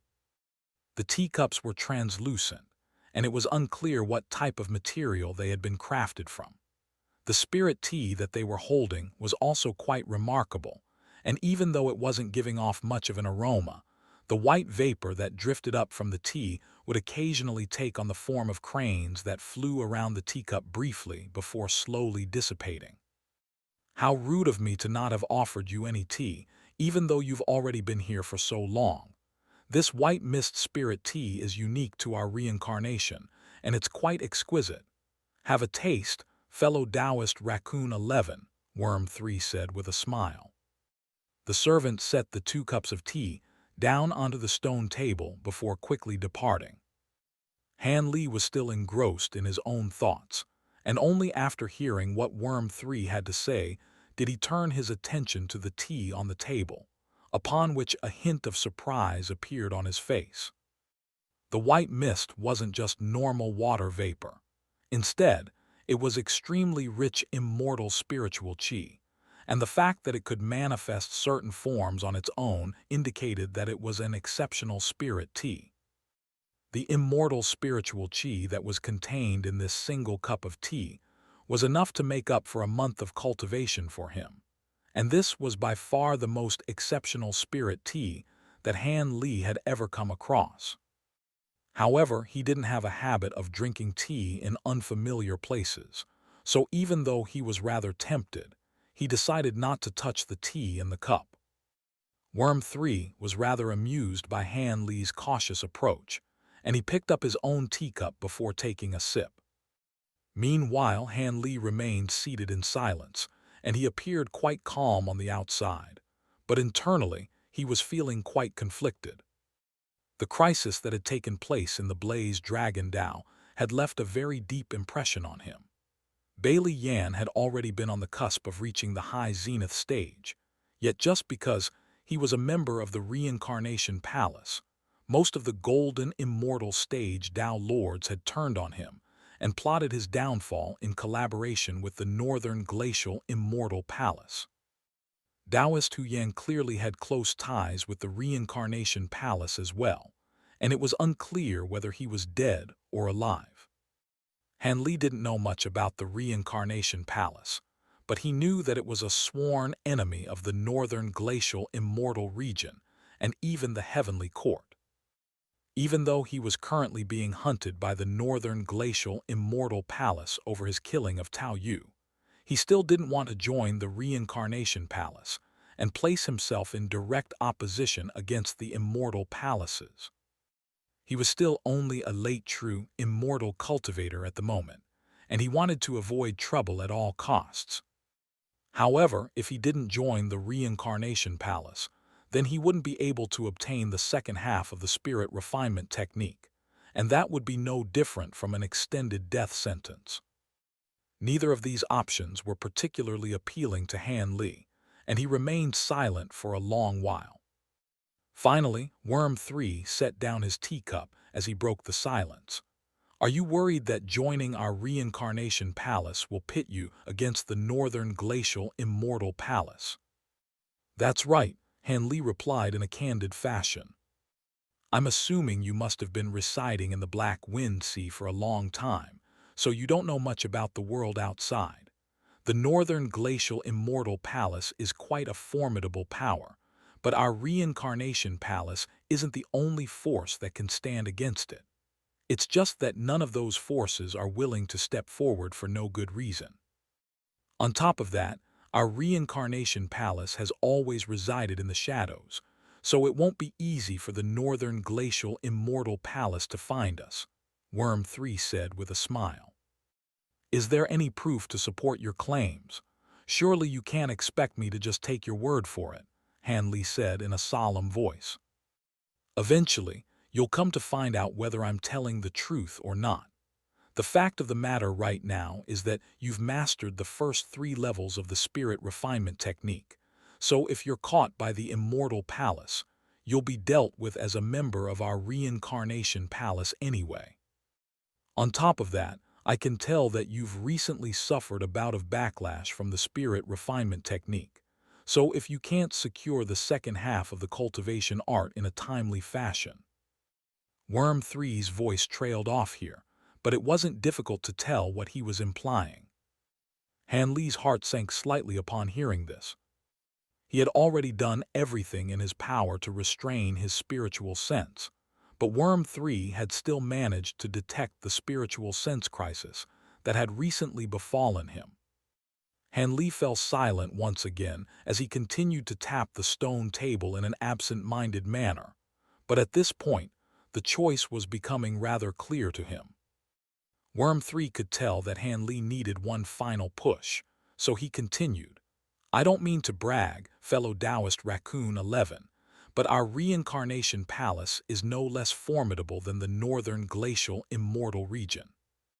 We have all types of pills, materials, secret techniques, and cultivation arts, and we're not inviting you to join our reincarnation palace as just an ordinary member. Instead, this is an invitation for you to become a reincarnation disciple. What is a reincarnation disciple? Han Li asked. Just think of it as the most core members of the reincarnation palace, and not just anyone can become a reincarnation disciple. Not only does the candidate have to possess special aptitude, they can only be selected by the reincarnation palace, Worm 3 explained in a concise fashion. I'm just an ordinary itinerant cultivator with no special talents or aptitude to speak of, Han Li said. Don't be so modest, fellow Taoist Raccoon 11.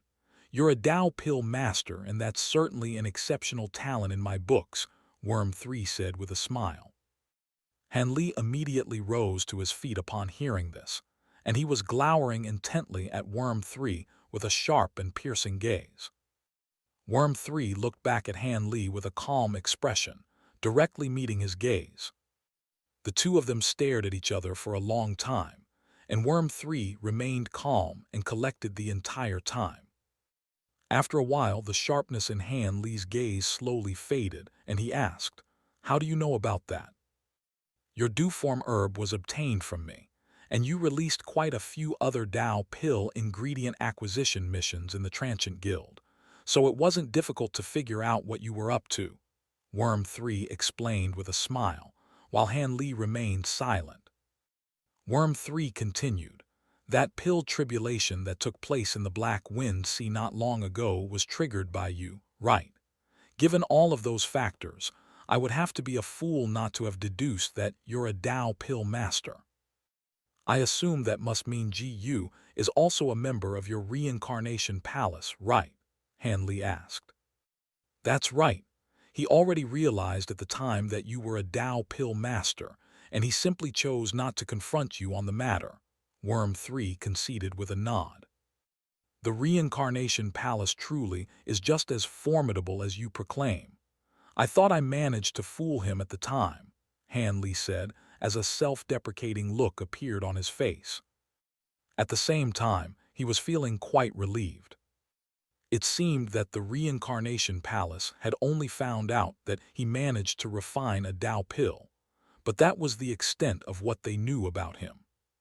It wasn't really a big deal that his identity as a Tao pill master had been exposed. There's no need to feel disheartened, fellow Taoist.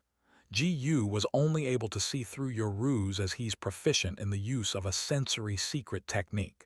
If someone else had been in his place, they would have most likely been fooled. Having said that, if GU hadn't found out about your Tao pill refinement, then you wouldn't have been able to obtain the second half of the spirit refinement technique. So it all works out in your favor anyway, Worm 3 said with a smile. While your introduction has given me a rough understanding of the reincarnation palace, I still don't know much about its internal structure. Would you be able to enlighten me on that subject, fellow Taoist Worm 3? Henley asked as he sat back down. Of course. Our reincarnation palace is different from other sects in that we have no set territory. Instead, we're a relatively decentralized organization, and we don't require our members to stay in certain places. On top of that, members communicate using special treasures, so it's very convenient for itinerant cultivators like yourself who are accustomed to freedom, Worm 3 replied with a smile. That sounds a lot like the Transient Guild, Hanley mused as he stroked his own chin. Worm 3 fell silent upon hearing this, and it seemed that he was hesitating about something. Is there something wrong, fellow Taoist Worm 3? Hanley asked. I was hesitating about whether to reveal a certain piece of information to you, but I suppose it can't hurt, Worm 3 replied. Please go ahead, Hanley prompted. There are many powers in all of the immortal regions that are quite formidable, but they're often unable to deal with everything that they need to address all the time. Hence, they'll permit some smaller powers to become subsidiaries of theirs and work for them. The same applies to our reincarnation palace, and you can actually think of the Transient Guild as a subsidiary organization of ours, Worm 3 revealed. I see, Hanley replied with a surprised look on his face. This revelation did explain some things. For example, it was no wonder that Worm 3 was a high-ranking member of the Transient Guild, while also being a member of the Reincarnation Palace. Almost no one in the Transient Guild is aware of the relationship between the Reincarnation Palace and the Transient Guild, and even in the Reincarnation Palace, only reincarnation disciples are made aware of this. After all, our Reincarnation Palace is a sworn enemy of the Heavenly Court, and if word of this were to be leaked, then members of the Transient Guild would be hunted down by the Heavenly Court. Hence, make sure you keep this a secret, Worm 3 said in a solemn manner. Rest assured, fellow Taoist Worm 3, I'll be sure to remain tight-lipped about this subject, Hanley replied as a complex look appeared in his eyes. It seemed that Worm 3 was revealing such an important piece of information to him as a sign of trust, but in reality, it was a very forcing gesture. Now that he had been made privy to such an important secret, he most likely wasn't going to be able to leave this place unless he agreed to join the Reincarnation Palace. For the sake of convenience, all Reincarnation Palace members will wear Transient Guild masks when carrying out missions, and just like in the Transient Guild, members use these masks to communicate, conduct exchanges, and release and accept missions, Worm 3 said as he pointed at the mask on his face. I'm assuming members of the Reincarnation Palace have certain obligations to fulfill, just like members of the Transient Guild, right? Hanley asked. That's correct. Once every 1,000 years, a Reincarnation Palace member must complete a mission. Of course, they can choose not to complete the mission, but they'll need to issue immortal origin stones or other resources equivalent in value to the mission content, Worm 3 replied with a nod. In that case, high-ranking members of the Transient Guild may not necessarily be members of the Reincarnation Palace, but members of the Reincarnation Palace, including reincarnation disciples, are generally high-ranking members of the Transient Guild, right? Hanley asked. You can think of it that way. That's about as much information on the Reincarnation Palace that I can reveal to you at this point, Worm 3 said before taking another sip of tea. Hanley was silent for a moment, then said, You've been very earnest in your invitation for me to join the Reincarnation Palace, so it would be quite rude of me to continue to refuse. I agree to join the Reincarnation Palace. Great. I knew I was right to have approached you. While it's true that itinerant cultivators enjoy more freedom, the more you progress in your cultivation, the greater your demand for cultivation resources will become, and eventually, you'll hit a dead end. So it's definitely a wise decision for you to join our Reincarnation Palace, Worm 3 said as he set down his teacup.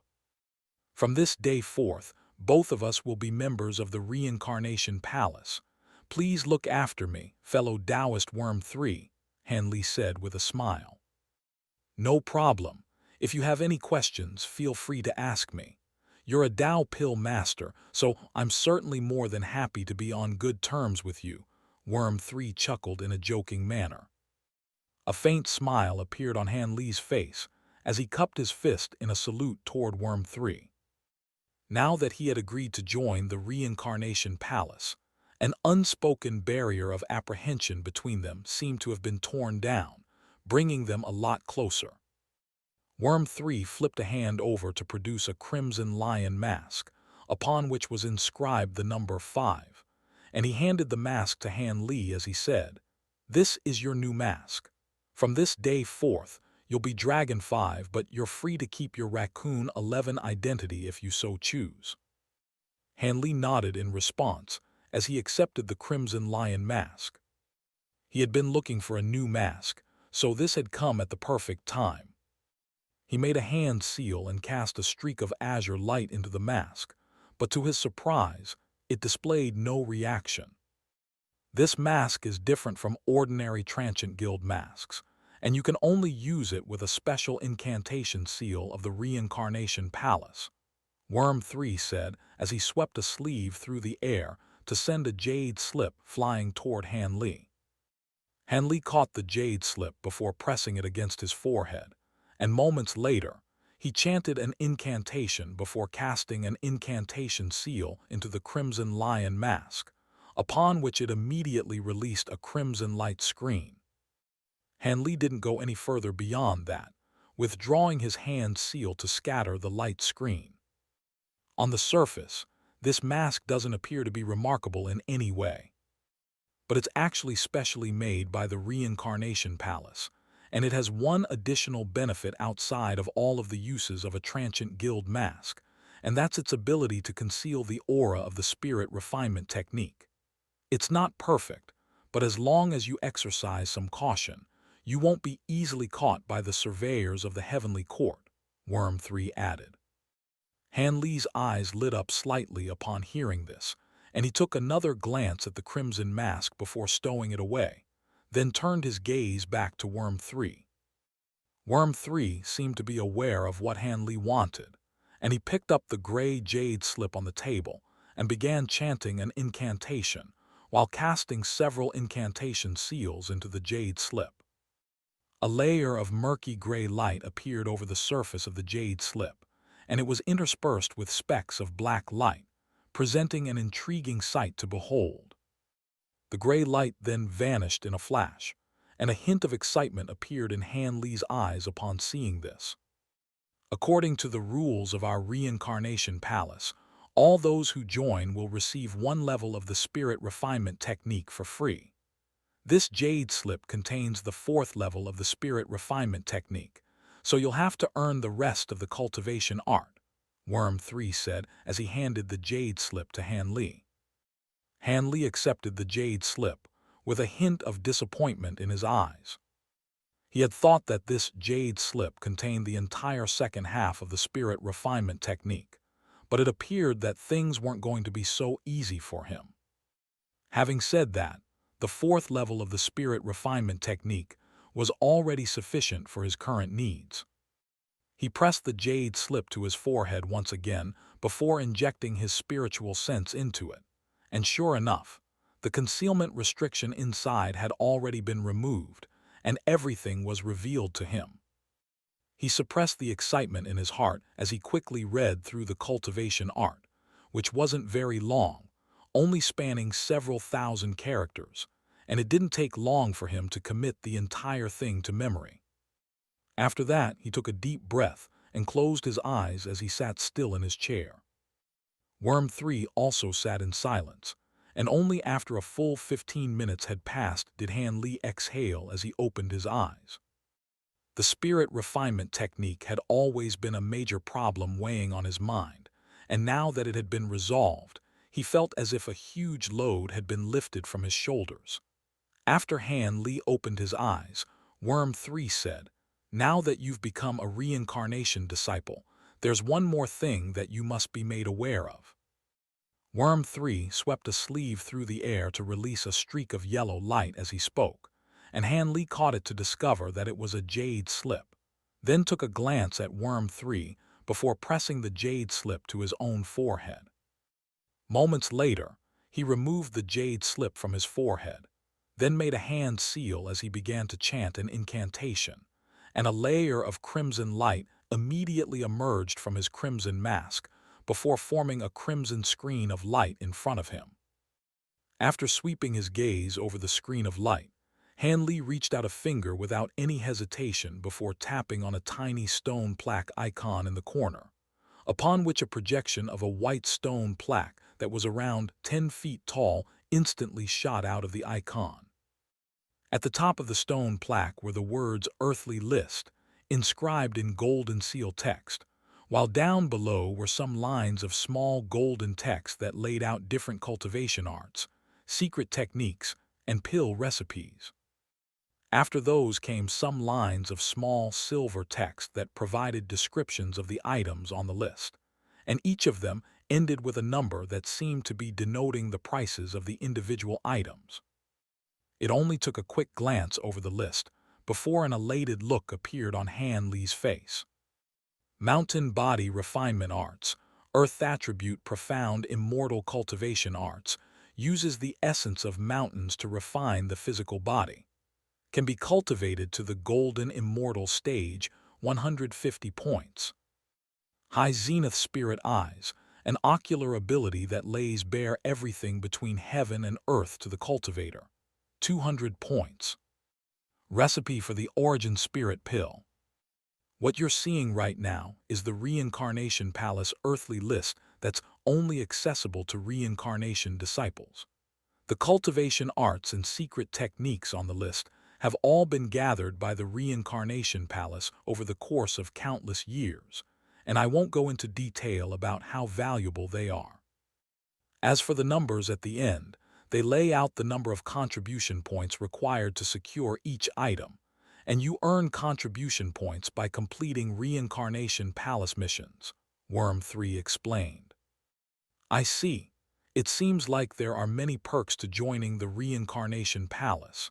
Any one of these items would be extremely sought after in the outside world, but it appears all I can do for the moment is take a look at the list, Han Li replied with a nod. That's not true.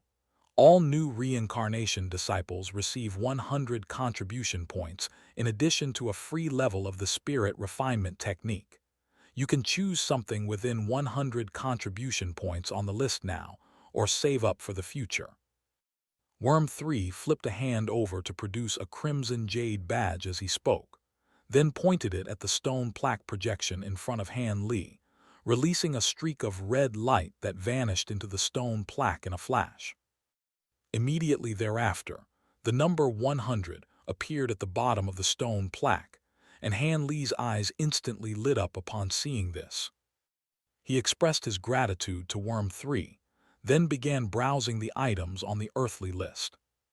There were many items on the list that were extremely tempting to him, and these 100 contribution points couldn't have come at a better time.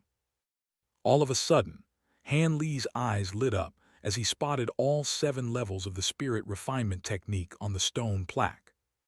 Perhaps it was because the first 3 levels had already been leaked, but those levels were quite cheap to obtain. But from the 4th level onward, the number of contribution points required spiked up drastically. Among them, the 4th level cost 2,000 contribution points, while the 5th level cost a staggering 10,000. Han Li's brows furrowed slightly upon seeing this. He didn't know how much compensation he could expect to earn from completing missions, but judging from the contribution point costs of the other items on the list, it was clear that 10,000 contribution points was an astronomical sum that wasn't going to be easy to accumulate at all. Having said that, this was only to be expected. There weren't going to be many avenues at all in the entire northern glacial immortal region that he could obtain this cultivation art through, so its rarity further increased its value.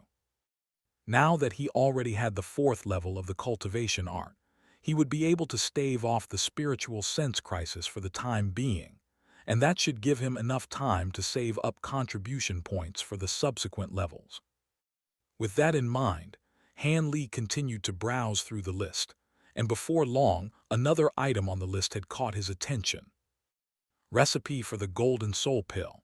Didn't Taoist Zai previously mention the Golden Soul Pill to me? With that in mind, he turned his attention to the description for the item on the list, and his eyes immediately lit up. The Golden Soul Pill wasn't a pill that could enhance one's cultivation base or provide any restorative effects. Instead, its only use was to stabilize one's soul. Most importantly, the description claimed that this pill could increase a late true immortal cultivator's chances of breaking through their golden immortal stage bottleneck. In order to prepare for his golden immortal stage breakthrough, Han Li had read many scriptures throughout the years, and the process required one to open 36 immortal acupoints and overcome the first 3 decays in order to trigger an evolution in their immortal spiritual power. After that, their soul would also evolve from an ordinary soul into a golden immortal soul. This process wasn't as difficult as opening the 36 immortal acupoints or overcoming the 3 decays, but it was definitely no easy feat either. He then turned his gaze to the listed price for the pill recipe to discover that it was exactly 100 contribution points. "It seems like you're interested in this Golden Soul Pill recipe," Worm 3 remarked. Han Li nodded in response. "Do you know why this pill recipe only costs 100 contribution points, fellow Taoist Worm 3? The reason for this is that even though a Golden Soul Pill can be very conducive to a successful Golden Immortal stage breakthrough, the primary ingredient required to refine it is a complete Golden Immortal stage nascent soul, which is obviously something extremely precious. It's very difficult to earn contribution points in the Reincarnation Palace, so I suggest that you exercise prudence in your use of these 100 contribution points and don't just spend them rashly," Worm 3 cautioned. Han Li nodded in response with a contemplative expression. While it was true that finding a complete golden immortal stage nascent soul was extremely difficult for other true immortal cultivators, he just so happened to have one in his possession right now. With that in mind, he quickly browsed through the remaining items on the list before his gaze fell back upon the Golden Soul Pill recipe, and he reached out a finger toward that item on the list. Worm 3's brows furrowed slightly upon seeing this, and he interjected, fellow Taoist Dragon 5. Thank you for the words of advice, but I've already decided to spend my 100 contribution points on this pill recipe, Han Li said in a determined voice. It's up to you how you spend your contribution points, but do keep in mind that anything that you secure from the earthly list must be kept secret, even from those closest to you, and anyone who goes against this rule will be severely punished, Worm 3 said in an indifferent voice. I'll be sure to keep that in mind, Han Li replied with a nod. He then tapped a finger on the Golden Soul pill recipe, and his 100 contribution points were instantly deducted, while a teleportation vortex appeared at the center of the stone plaque projection. Moments later, a white jade slip emerged from the vortex, and Han Li pressed the jade slip against his forehead before injecting his spiritual sense into it. Shortly thereafter, he removed the jade slip from his forehead, and his expression remained unchanged, but internally he was quite elated. Aside from the golden, immortal stage nascent soul, none of the other ingredients required to refine the Golden Soul pill were all that precious, so they should have been easy to gather. Fellow Taoist Dragon 5, I know that it's a little unfair to push a mission onto you right after you've joined the Reincarnation Palace, but at the moment, there's a very important mission that we need you to complete right away, Worm 3 suddenly said in a serious voice. That's fine, what's the mission? Han Li asked. Don't worry, this mission doesn't pose any danger to you. It's a pill refinement mission, Worm 3 revealed with a smile. Han Li's expression eased slightly upon hearing this.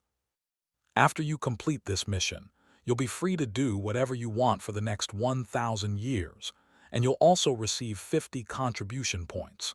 Worm 3 continued as he summoned a jade slip before handing it to Han Li.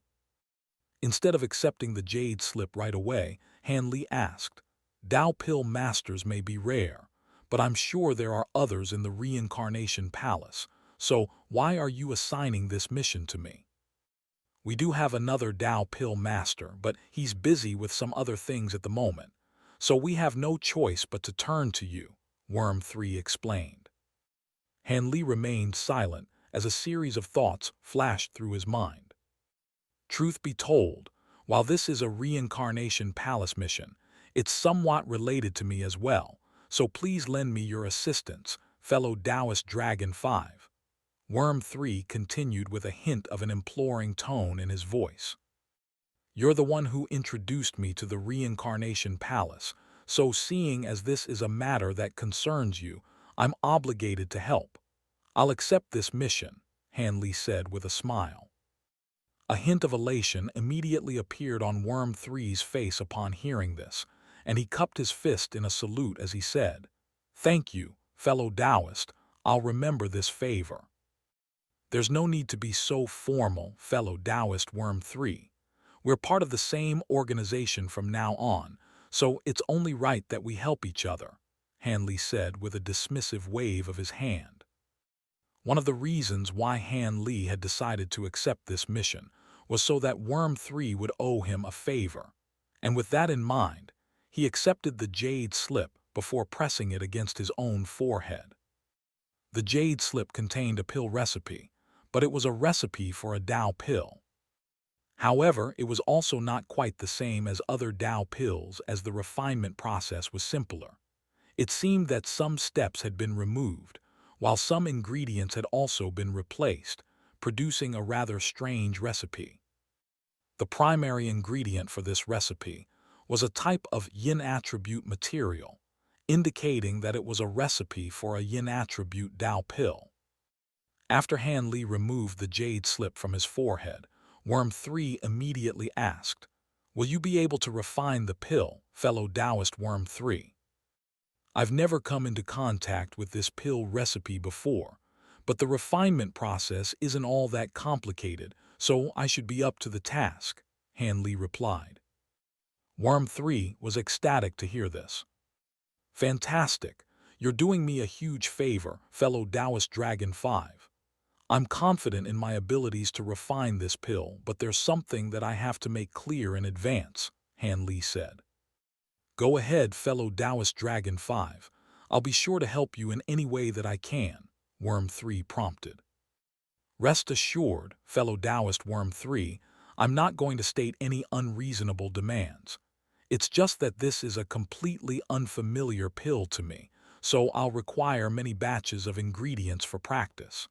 I'm sure that's something you're already aware of, Han Li explained. Worm 3's expression eased slightly upon hearing this, and he flipped a hand over to produce a storage ring as he replied, There's no need to worry about ingredients at all, fellow Taoist. I've already considered this matter, and I've prepared 30 batches of ingredients for you to experiment with. It appears my concerns were unnecessary, Han Li said with a faint smile, then accepted the storage ring and stowed it away without examining its contents. He couldn't release his spiritual sense out of his body, so it would have been rather inconvenient for him to examine the storage ring's contents, but he was sure that there wouldn't be any problems. Additionally, he also developed a new understanding of just how wealthy the Reincarnation Palace was. The ingredients required to refine this pill weren't quite as rare and precious as those for the Tao pill, but they were certainly not easy to come by either, so 30 batches would have amounted to an astronomical sum in immortal origin stones. Ingredients are easy to come by, but a Tao pill master is far rarer.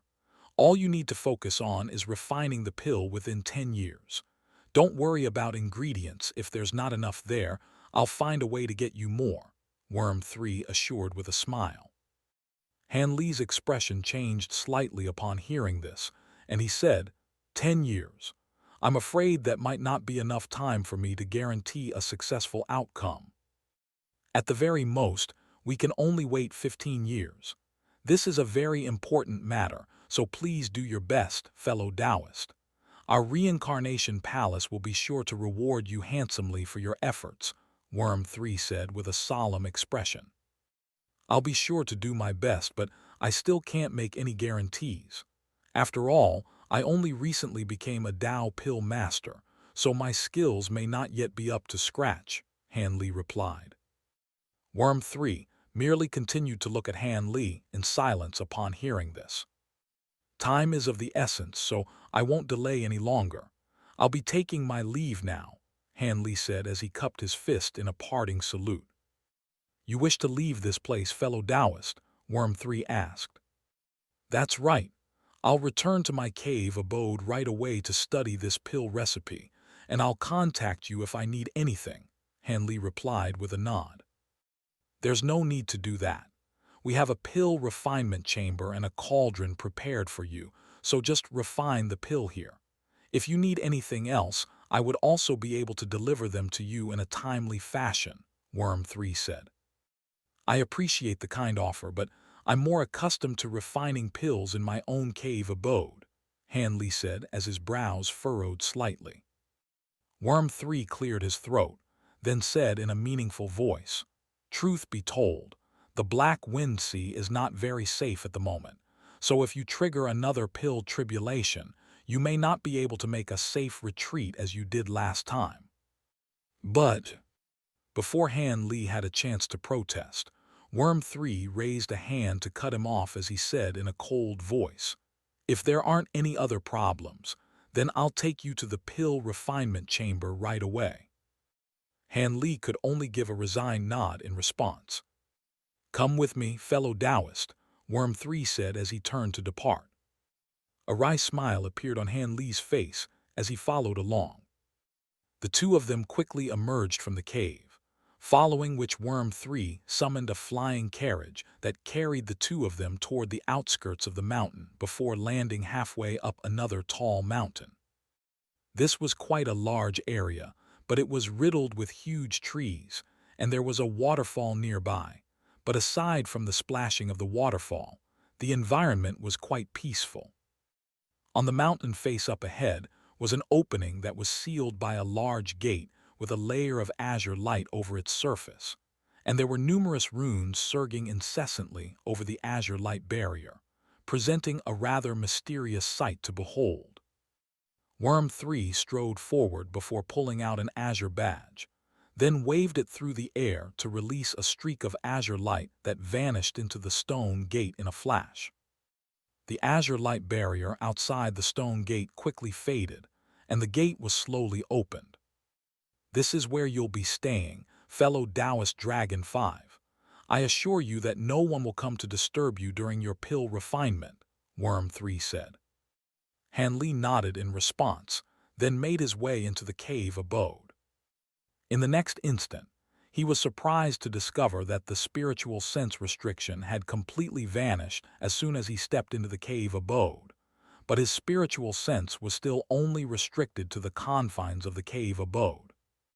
The cave abode wasn't very large, but it was immaculately maintained and had everything that one could require, including a pill refinement chamber, a secret chamber, and a medicine garden. "This is quite a nice cave abode," Han Li remarked to Worm 3. "I'm glad you like it, fellow Taoist. If you need anything, feel free to contact me anytime. In the meantime, I'll be counting on you," Worm 3 said before departing from the cave abode, and as soon as he left, the gate of the cave abode swung shut, following which Han Li heaved a faint sigh. It appeared that he had been imprisoned. Following Worm 3's departure, Han Li briefly explored the cave abode while flicking his fingers through the air to release a series of formation tools that vanished into different parts of the cave abode. Close to an hour later, Han Li arrived in a secret chamber in the cave abode before sitting down with his legs crossed. The first thing that he did was remove the azure mask from his face before replacing it with the crimson lion mask, and the mask immediately released a burst of gentle energy that spread over his entire body at his behest. Han Li could sense that at this moment, his aura had been perfectly concealed, indicating that the restrictions in this crimson mask were more profound than the ones in his azure mask. Most importantly, the special spiritual sense fluctuations generated due to his cultivation of the spirit refinement technique had also been concealed. Ever since he arrived in the immortal realm, Han Li had always been rather apprehensive when it came to meeting others, particularly those who possessed a superior cultivation base to his. He would always do his best to restrain his spiritual sense fluctuations, so that no one would be able to detect that he had cultivated the spirit refinement technique. And thankfully, he hadn't encountered any surveyors up to this point. Now that he had this new mask, even if he did encounter some surveyors who had cultivated special detection secret techniques, he should have been able to fool them as long as their cultivation base wasn't far superior to his. Han Li made a hand seal, and a layer of red light immediately emerged over the crimson mask before forming a crimson light screen in front of him. After that, he released several missions in succession, all of which were acquisition missions for the other ingredients required to refine the Golden Soul pill.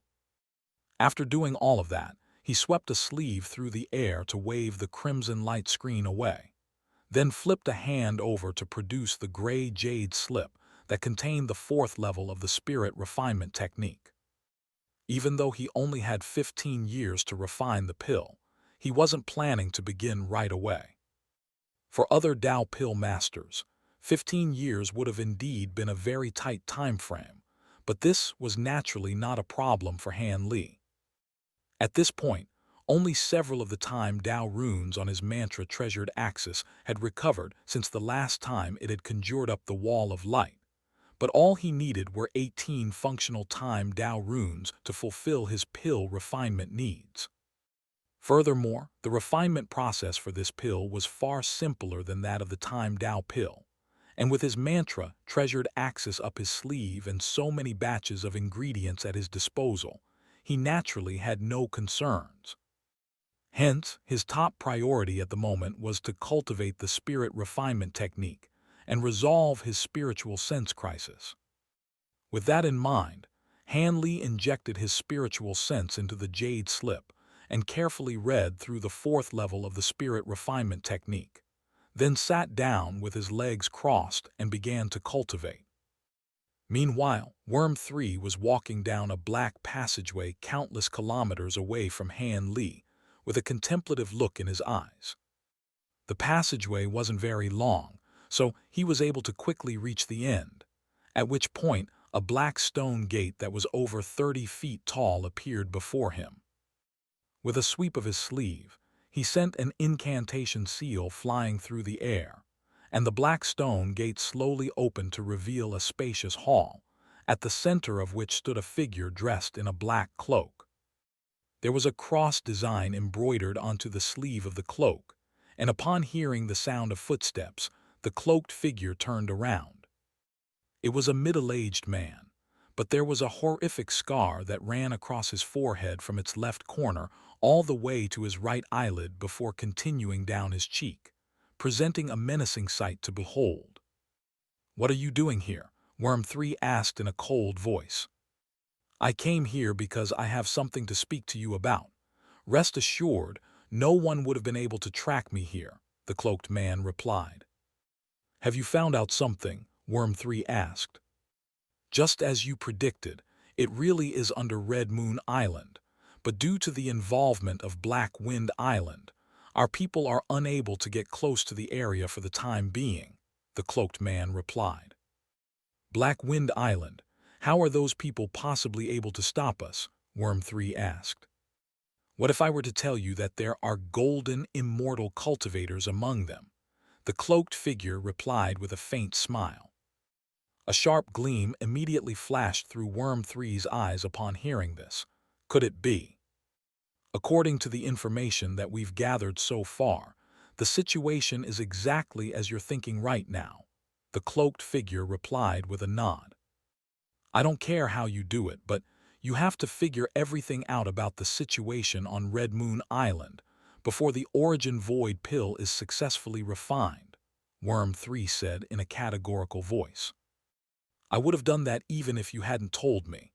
I came here because I wanted to confirm something. I heard that you're planning to assign the Origin Void pill refinement mission to a new member who's only just joined our Reincarnation Palace. Is that correct?" the cloaked man asked. "That's right. Right now, his name is Dragon 5, Worm 3 replied without any hesitation. The cloaked man's brows furrowed slightly as he asked, "How much time did you give him?" 15 years, Worm 3 replied.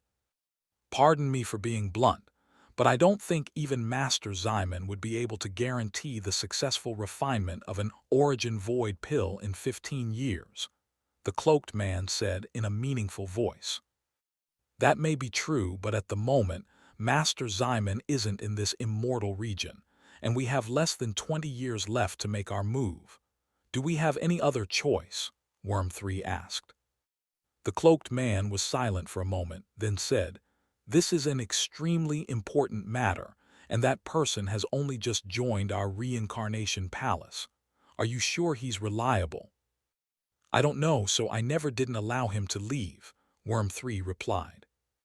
"What if he can't complete the mission within 15 years?" the cloaked man asked with a concerned expression. "So many things have happened recently. There weren't many reincarnation disciples in the northern glacial immortal region to begin with, and the Battle of the Blaze Dragon Dao has certainly not helped our cause. If we can succeed in this endeavor, then everything that we've sacrificed up to this point will be worth it. Hence, success is our only option," Worm 3 said in a determined voice. "It sounds like you're very confident in this person. Could it be that you've already been secretly observing him for some time?" the cloaked man asked. "No, I've only just come into contact with him," Worm 3 replied with a shake of his head. The cloaked man's brows furrowed tightly upon hearing this. "Rest assured, I take sole responsibility for this matter. All you need to do is focus on the task assigned to you and figure out what's happening on Red Moon Island," Worm 3 continued. "All right, if you're that confident. Then I won't speak any further on this subject," the cloaked man said. "I've answered all of your questions. This is not a place you should stay at for any extended period of time, so you should leave, and let's not meet again anytime soon," Worm 3 said in a cold voice. "All right, I'll be taking my leave then," the cloaked man said as a burst of black light appeared over his body, and he faded into the darkness like a shadow. Worm 3 sat by himself for a moment, then rose to his feet and cast his gaze in the direction of Han Li's cave abode. 10 years flew by in the blink of an eye. Han Li was seated with his legs crossed in his peaceful cave abode, sitting as still as a stone statue. His head was enshrouded within a layer of bright translucent light, making his facial features appear rather blurry and indistinct. The translucent light was gently flowing like water, presenting a pleasant sight to behold. Right at this moment, Han Li's eyelids fluttered slightly before his eyes sprang open. The translucent light circling around his head instantly surged into his glabella, vanishing without a trace. Han Li exhaled as an elated look appeared on his face. After 10 years of tireless cultivation, he had finally made some inroads into the 4th level of the spirit refinement technique. His spiritual sense hadn't been enhanced by much, but the lurking unrest in his spiritual sense had already subsided, restoring it to a stable and uninhibited state. However, in the next instant, the elation in his eyes faded and was replaced by a hint of befuddlement. According to the Jade Slip, the 4th level of the spirit refinement technique was far more profound than the 3rd level, and it should have taken more than 10 times the amount of time to master the 4th level, so it should have taken him decades, perhaps even over a century, to make the progress that he had already achieved. Hence, he wasn't even planning to get this far, and his initial goal was only to settle the unrest in his spiritual sense. After all, he still had the pill refinement mission on his plate, so he didn't have much time to work with. However, to his surprise, his cultivation of the 4th level of the spirit refinement technique had been extremely smooth, and he hadn't encountered any bottlenecks, thereby allowing him to make rapid progress. His mind was racing as he tried to find a reason for this, but he remained completely stumped. At the moment, he could only attribute it to aptitude. Perhaps his current constitution was simply very suited to cultivating secret techniques of this nature. Thinking back, he had had a similar experience in his cultivation of the great development arts. In any case, he had to stop now. There were only 5 years left of the allotted 15 years, so he had to commence the pill refinement process. With that in mind, he flipped a hand over to produce a storage ring, the very same one that had been given to him by Worm 3. He then injected his spiritual sense into it, to confirm that there were indeed 30 batches of ingredients inside. Right as he was about to commence his first pill refinement attempt, his expression suddenly changed slightly, and he pulled out a batch of ingredients from the storage ring. He paid no heed to the other ingredients, as he focused his gaze on a fist-sized black crystal. The crystalline material was giving off a layer of faint black light that seemed to be able to suck in all of the surrounding light, and at the same time, it was also giving off a burst of formidable law power fluctuations. This was none other than the primary ingredient required to refine the Origin Void pill, and it was called the Black Marrow Crystal. Han Li reached out to pick up the Black Marrow Crystal, and he was immediately struck by a burst of sharp pain in his fingertips. The peculiar law powers being released by the Black Marrow Crystal were extremely corrosive, and it was almost too painful for him to hold onto even with his profound immortal physique. A burst of spiritual light appeared over the surface of his palm, instantly forming a layer of azure light that protected his fingers from the Black Marrow Crystal. At the same time, he flipped his other hand over to produce the hard ink crystal. These two items were very similar in appearance and aura, except the aura emanating from the Black Marrow Crystal was many times more formidable than that of the hard ink crystal. It seemed that these two materials were somehow related, and he couldn't help but wonder if Worm 3 had previously asked him about the hard ink crystal for the sake of these Black Marrow crystals. However, even hard ink crystals were extremely rare in the Black Wind Sea. So how had he managed to acquire so many black marrow crystals? As soon as this thought sprang into his mind, Han Li immediately shook his head to cast it aside. His mission was only to refine an origin void pill, so there was no point in thinking about other unnecessary things. With that in mind, he stowed the hard ink crystal away, then pulled out the jade slip that contained the pill recipe before pressing it against his own forehead. Half a month passed by in the blink of an eye. At this moment, Han Li was seated with his legs crossed and his eyes closed, and there were exactly 30 piles of identical spirit materials laid out on the ground around him. All of a sudden, his eyes sprang open, and he swept a sleeve through the air to release a streak of silver light, which landed on the ground in front of him before transforming into a silver cauldron. Immediately thereafter, he opened his mouth to release a stream of silver flames that began scorching the underside of the cauldron. Han Li gave a slight nod upon seeing this, then raised a hand, upon which a certain material from one of the 30 piles of materials rose up into the air before flying into the cauldron. At the same time, his mantra-treasured axis appeared behind him amid a flash of golden light, and his time-law thread shot out of his fingertip before wrapping itself around the axis. The time-law thread was looking a little brighter than before, but it was still far from returning to its peak. At this point, only 18 of the 360 time Tao runes on the mantra-treasured axis were lit, while the rest remained dim.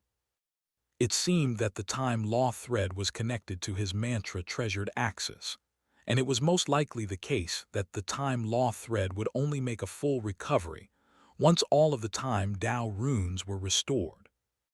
With that in mind, he made a hand seal, and a burst of golden ripples surged out of the mantra-treasured axis to encompass the cauldron, instantly causing everything unfolding within it to slow down.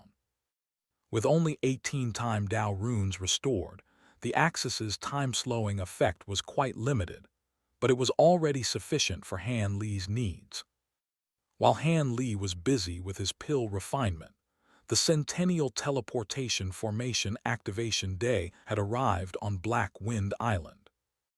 The streets and shops in Black Wind City were looking far less lively and bustling than before, and aside from some of the prosperous streets at the center of the city, the rest of the city appeared rather bleak and deserted. There weren't many pedestrians on the streets, and many shop employees looked as if they were on the verge of nodding off to sleep. For some reason, there had been a huge spike in the number and frequency of natural disasters taking place in the Black Wind Sea of late, including tsunamis, volcanic eruptions, and ferocious storms. Many islands were destroyed during these disasters, resulting in countless deaths and casualties, and the entire Black Wind Sea was in a state of unease and apprehension, with some rumors even suggesting that the entire region was facing imminent destruction.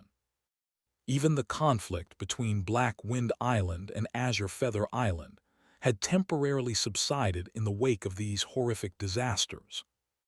Black Wind Island wasn't affected by these disasters, but business in Black Wind City severely impacted, and there weren't even many people who had gathered to watch the activation of the teleportation formation, an event that had always been highly anticipated in the past. The teleportation formation inside the pagoda was buzzing while radiating dazzling light, and two figures were standing nearby, one of whom was none other than the master of Black Wind Island, Lu Jun. At this moment, he was looking intently at the teleportation formation with a hint of excitement in his eyes, and he was accompanied by a white-robed man, the very same one with the Feng surname who had led that group of true, immortal cultivators into the Black Wind Sea. He was also looking at the teleportation formation, but he appeared far calmer and more indifferent. All of a sudden, an enormous pillar of light erupted out of the teleportation formation, causing the entire teleportation pagoda to tremble slightly. The pillar of light faded after a few seconds, and a group of around 24 people emerged within the teleportation formation. These people were split up into two roughly equal factions, and the two factions were standing quite far apart from one another. Among the two factions of people that had appeared in the teleportation formation, one of them were mostly wearing white robes with golden clouds embroidered upon them, and if Han Li were present, he would have immediately been able to identify their leader as none other than the master of the Northern Glacial Immortal Palace, Xiao Jinhin. Behind him were 4 or 5 other people dressed in Northern Glacial Immortal Palace attire, including Deputy Palace Master Zhu Weiying and the Golden Immortal, Lu Yue. Aside from them, there were also 3 Blaze Dragon Dao Dao Lords led by Ouyang Qiushan. As for the other group, they were all dressed in the signature blue robes of the Vast Flow Palace, and they were led by Palace Master Luo Qinghai. Beside Luo Qinghai stood an effeminate young man who appeared to have been in his early 20s, and even though he was a man, he struck the beholder with the impression that they were looking at a beautiful woman. As for the rest of the Vast Flow Palace cultivators, most of them had been present during the battle of the Blaze Dragon Dao. There was an excited look on Lu Jun's face as he stepped forward before extending a respectful salute. "I am the master of Black Wind Island, Lu Jun, and I would like to extend a warm welcome to Palace Master Jin and Palace Master Luo, as well as all other seniors and fellow Taoists. It is truly an honor for our Black Wind Island to be hosting all of you." The man with the Feng surname beside him also stepped forward, before extending a respectful salute toward Xiao Jinhin. Xiao Jinhin merely gave the two a slight nod, then led the way out of the teleportation formation. Meanwhile, Luo Qinghai returned Lu Jun's salute as he said, "You're far too kind, Island Master Lu." After that, he and the Vast Flow Palace cultivators also emerged from the teleportation formation. Lu Jun's duo immediately stepped aside upon seeing this, and it was as if the two of them were acting as servants, while all of the other Black Wind Island cultivators present were standing respectfully to the side, not daring to make even a single sound. So this is the Black Wind Sea. The world's origin chi here is a little sparse, but overall, it's not a bad place, Luo Qinghai remarked as he made his way over to a window of the teleportation pagoda before looking outside. "I didn't think that we would meet again so soon after we last met in the Blaze Dragon Dao. What a coincidence this is, fellow Taoist Luo," Xiao Jinhin said as he took a glance at Luo Qinghai. "I also wasn't expecting to see you again at Wave View City, Palace Master Xiao. May I ask why so many of your Northern Glacial Immortal Palace's cultivators have come to this secluded region on this occasion? If you require the assistance of our Vast Flow Palace, please feel free to tell me, and we'll be happy to do your bidding," Luo Qinghai replied with a smile. A cold smile appeared on Xiao Jinhin's face upon hearing this, and he took a glance at the Vast Flow Palace cultivators before replying, "Why ask a question you already know the answer to, fellow Taoist Luo? At the moment, the Vast Flow Palace is truly at the height of its powers. Not only does it have the 5 extreme palace masters on the upper R continent, the 7 Vast Flow disciples are also vastly renowned. Even the young man standing beside you right now possesses exceptional aptitude that I'm extremely envious of. What right do I have to ask all of you to do my bidding?" Luo Qinghai's smile remained unchanged as he said, "Oh, how rude of me. This is my disciple Nan Kemeng. Menger, pay your respects to Palace Master Xiao. Right now, Palace Master Xiao is the most powerful figure in the entire Northern Glacial Immortal region. If you can receive some guidance from him, you'll stand to benefit for the rest of your life." Nan Kemeng's brows furrowed slightly in reluctance, but he still did as he was told, stepping forward as he cupped his fist in a salute. Junior Nan Kemeng pays his respects to Palace Master Xiao. Xiao Jinhin, merely nodded in response in an expressionless manner. Luo Qinghai gestured for Nan Keming to step back behind him, then said, "As we both know, that place has descended upon the Black Wind Sea. Given your powers and sources, I'm sure you've already uncovered the location of its entrance, right? You have far too high an opinion of our northern glacial immortal palace, fellow Taoist Luo. We've only just received wind of this matter," Zhao Jinhin harumphed coldly. "Is that so? If you still haven't uncovered the location, then those people from the Dawn Fall sect most likely haven't found it either. In that case, it looks like our vast flow palace still has some chances," Luo Qinghai chuckled. "Are you saying that there are already members of the Dawn Fall sect here?" Zhao Jinhin asked. "I'm not sure. I've only been hearing some rumors. Oh, by the way, I also heard that the Grand Elders of the Dawn Fall sect seem to have already come out of seclusion," Luo Qinghai replied in an ambiguous fashion. "You really do have some exceptional sources, fellow Taoist Luo," Zhao Jinhin said as his eyes narrowed slightly. "You're far too kind, Palace Master Zhao. No one's sources can compare with the northern glacial immortal palaces in this immortal region. Bailey Yan had done everything in his power to hide himself in the Blaze Dragon Dao, yet you were still able to find him," Luo Qinghai remarked as he took a meaningful glance at the three Dao lords behind Zhao Jinhin. An awkward look immediately appeared on the faces of Aoyang Qiushan's trio, while Zhao Jinhin's expression also darkened slightly upon hearing this. "It looks like Island Master Lu still has some matters to report to Palace Master Zhao, so I won't stay here and act as an eyesore any longer," Luo Qinghai said with a smile as he glanced at Lu Jun. A slightly awkward look appeared on Lu Jun's face upon hearing this, and he said, "Not at all, Palace Master Luo.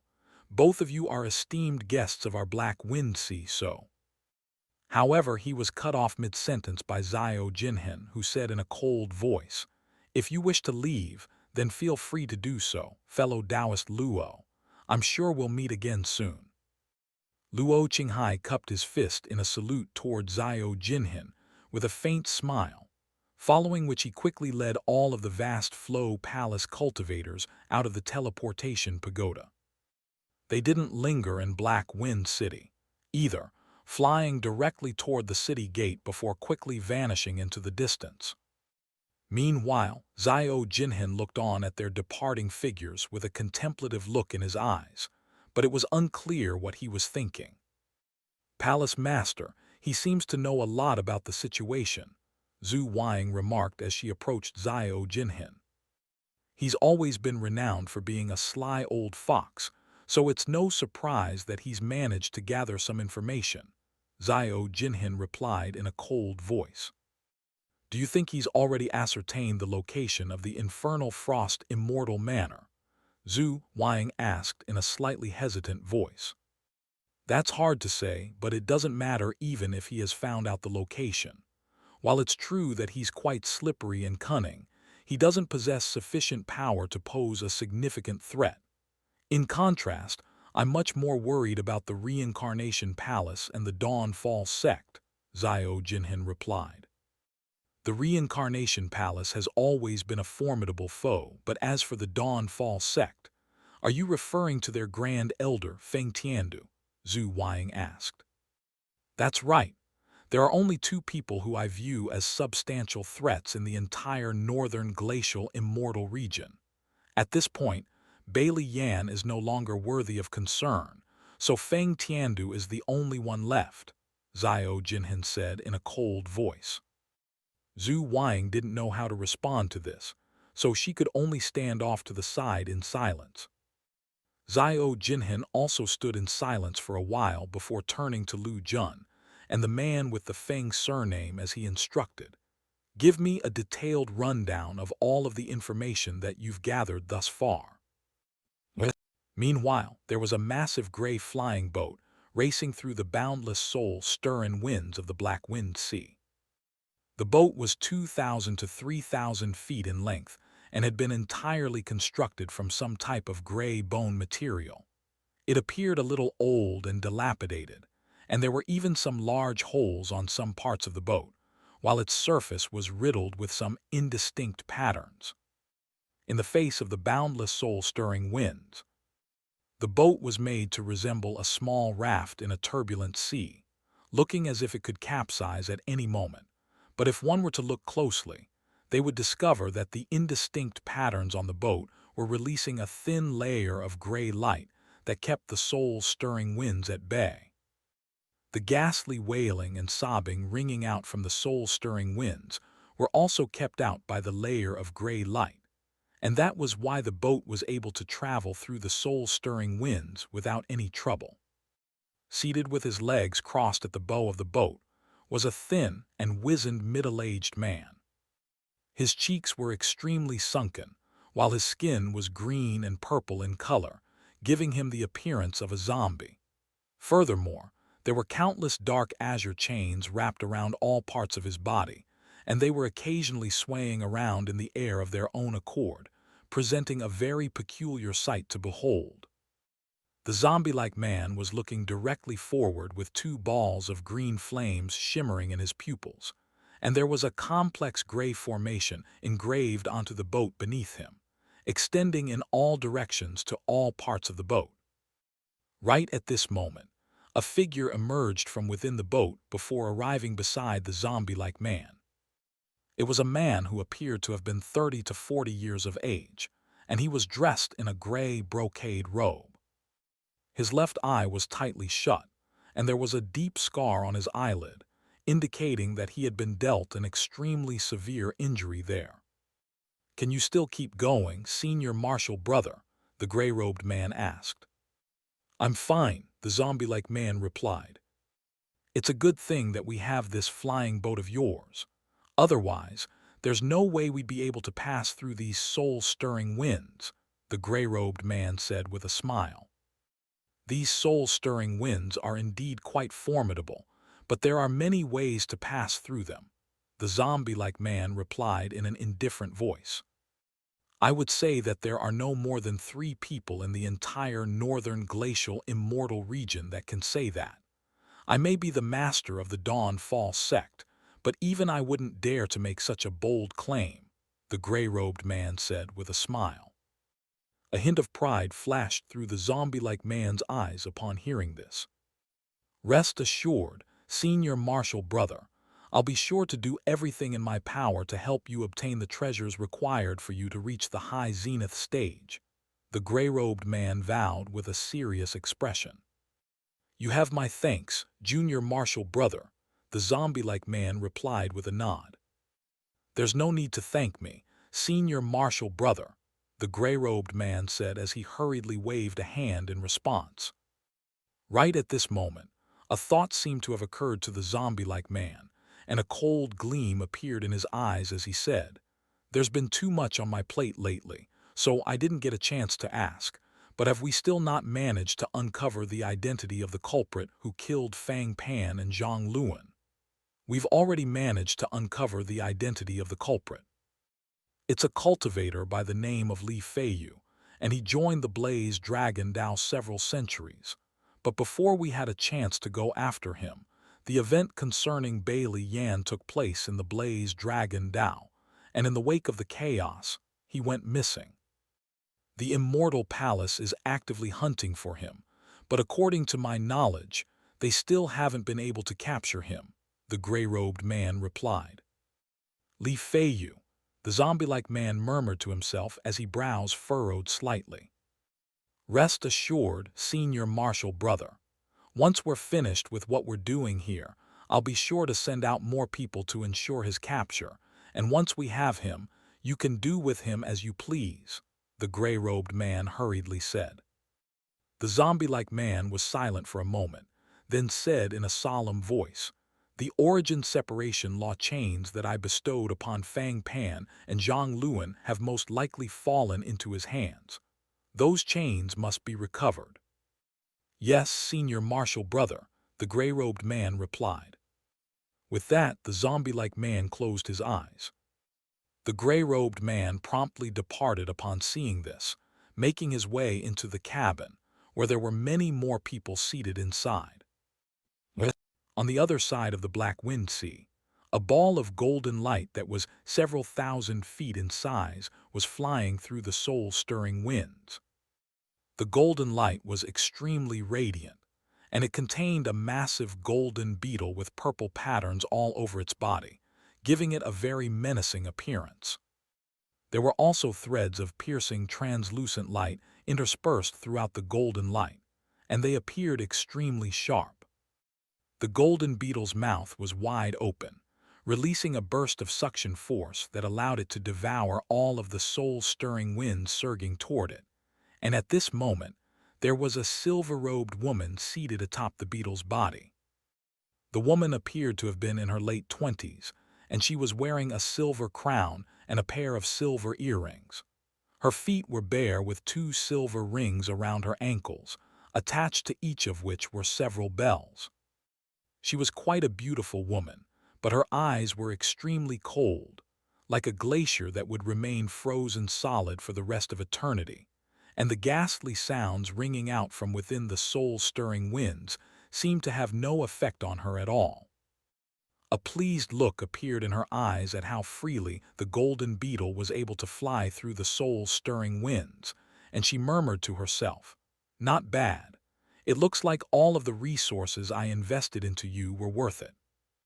The golden beetle immediately let loose a string of screeches in protest, while swaying its body violently from side to side in an attempt to shake off the woman sitting on its back. The silver-robed woman's expression darkened slightly upon seeing this, and she hurriedly began chanting an incantation while flicking her fingers through the air, sending a series of incantation seals flying into the golden beetle's body. The golden beetle shuddered as a series of silver threads around it, then transformed into thick silver chains that were embedded deep into its body. The golden beetle immediately let loose an agonized screech and quickly settled down.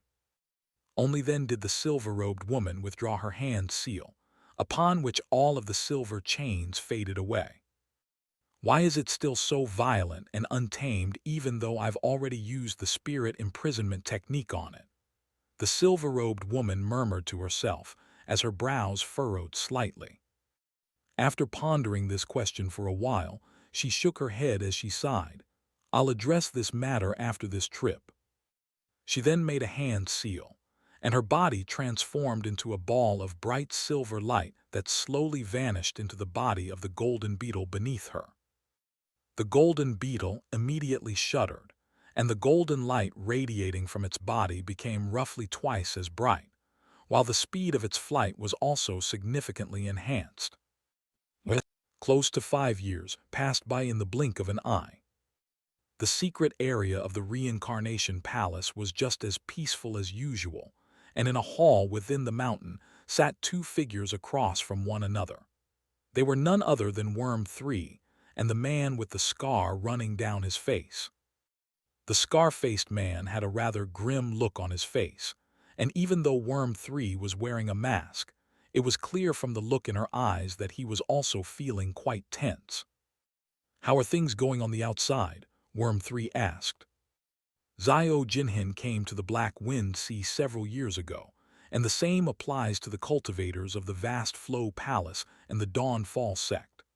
All of them are led by their respective sect masters, and I've heard that there's a very good chance that Grand Elder Feng Tiandu of the Dawnfall sect has also arrived.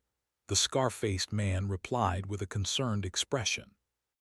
"It looks like they're all determined to capitalize on this opportunity," Worm 3 remarked with a cold smile.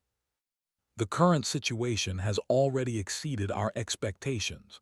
Should we make a report to our higher-ups as a safety precaution?" the scar-faced man asked. "There's no need for that. The northern glacial Immortal region, the Vast Flow Palace, and the Dawnfall sect are all in opposition against one another, and we can use that to our advantage, pitting them against each other while we complete our mission," Worm 3 replied with a shake of his head. That would naturally be ideal, but what I'm worried about is that they could come to a secret agreement to join forces against us.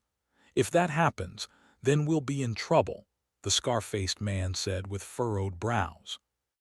The northern glacial Immortal Palace took advantage of the incident concerning Bailey Yan to take over the Blaze Dragon Dao. And both the Vast Flow Palace and the Dawn Fall sect are aware of this. They may not have openly expressed any discontent, but the chances of them working with the northern glacial Immortal Palace are very slim. Even if they do come to some type of collaborative agreement, I've already made plans for such an eventuality, so there's nothing to worry about, Worm 3 said. In that case, I feel a lot more reassured, the scar-faced man replied as his expression eased slightly. Have you ascertained the situation on Red Moon Island, fellow Taoist Kai? Worm 3 asked. Rest assured, everything has already been finalized, the scar-faced man replied. Good, Worm 3 replied with a nod. All that's missing now is the Origin Void Pill. The time limit of 15 years that you gave Dragon 5 is already up. Has he managed to refine an Origin Void Pill? The scar-faced man asked. Worm 3 fell silent upon hearing this, and his expression darkened slightly. It appears my concerns about him were justified. We don't have much time left at this point. What do we do now? The scar-faced man asked with a grim expression. We'll have to fall back on our backup plan, but the success rate of that plan will be significantly lower, Worm 3 sighed. I suppose we have no other choice. As for Dragon 5, I suggest we strip him of his status of reincarnation disciple with immediate effect. On top of that, he knows so many of our secrets, so we have to. Before the scar-faced man had a chance to finish, the entire surrounding space suddenly began to tremble violently. The hall that the two of them were situated in also began to quiver and quake, and the two of them exchanged a glance before immediately flying out of the hall, emerging from the belly of the mountain in the blink of an eye. The sky in the secret area had been bright and clear just a moment ago, yet a dense blanket of dark clouds had suddenly taken shape, and there were countless bolts of black lightning flashing through the clouds, causing a deafening commotion. An ecstatic look appeared in Worm 3's eyes upon seeing this. Could it be? The same expression had also appeared in the scar-faced man's eyes. All of a sudden, all of the world's origin chi in the entire secret area began to fluctuate violently before converging toward the dark cloud up above. The black cloud rapidly expanded outward in all directions while revolving on the spot, forming a black vortex directly above Han Li's cave abode. At this point, several more true immortal cultivators had flown out from all parts of the secret area, and one of them was none other than Wildcat 16, who had led Han Li to this place. Activate the restrictions. Hurry, Worm 3 instructed as he began making a string of hand seals. Wildcat 16 and the others immediately sprang into action, flying to all parts of the secret area. Meanwhile, Worm 3 began to chant an incantation, and a burst of dazzling golden light erupted out of his body before shooting up into the sky to form a massive pillar of golden light. There were countless golden runes flashing over the pillar of light, and bursts of tremendous energy fluctuations were surging through the air, causing the nearby space to tremble incessantly. The scar-faced man shuddered in the face of these formidable energy fluctuations, and a hint of bewilderment appeared in his eyes as he flew several hundred feet to the side before turning his gaze to Worm 3. At this point, 8 more giant pillars of golden light had appeared all over the secret area, amounting to a total of 9 pillars of golden light that were erupting into the heavens. A vast expanse of golden light appeared over the entire secret area before spreading outward like rippling water, forming an enormous golden formation that encompassed the entire sky in the blink of an eye. The black cloud up above was enshrouded within the golden formation, and it seemed to have fallen under some kind of restriction that prevented it from growing any larger. The enormous law aura emanating out the black cloud was also sealed within the golden formation, rendering it unable to spread outside of the secret area. A hint of relief flashed through Worm 3's eyes upon seeing this. Even though the black cloud had been restrained, the surrounding world's origin chi continued to converge toward it, completely unobstructed by the golden formation. As time passed, the black cloud became denser and denser until it almost appeared substantial in form. Bursts of tremendous law fluctuations were emanating out of the black cloud and sweeping toward the surrounding golden formation, causing it to tremble violently, and the section of the formation closest to the black cloud suddenly crumbled altogether. Worm 3 was very alarmed by this turn of events, and he made a rapid string of hand seals to release a series of incantation seals, upon which the pillar of golden light around his body instantly became significantly brighter. The other pillars of light also brightened as they surged into the golden formation up above. As a result, countless golden runes surged out of the broken section of the formation, and it was quickly restored to its original state and had become even brighter than before. Meanwhile, the fluctuations erupting out of the black cloud were becoming more and more formidable, and it didn't take long before the golden formation was torn open again, only to be quickly mended once again under the collective efforts of Worm 3 and the others. The cycle of destruction and repair continued, and the golden formation was shuddering incessantly the entire time, but it was able to confine the black cloud to the secret area,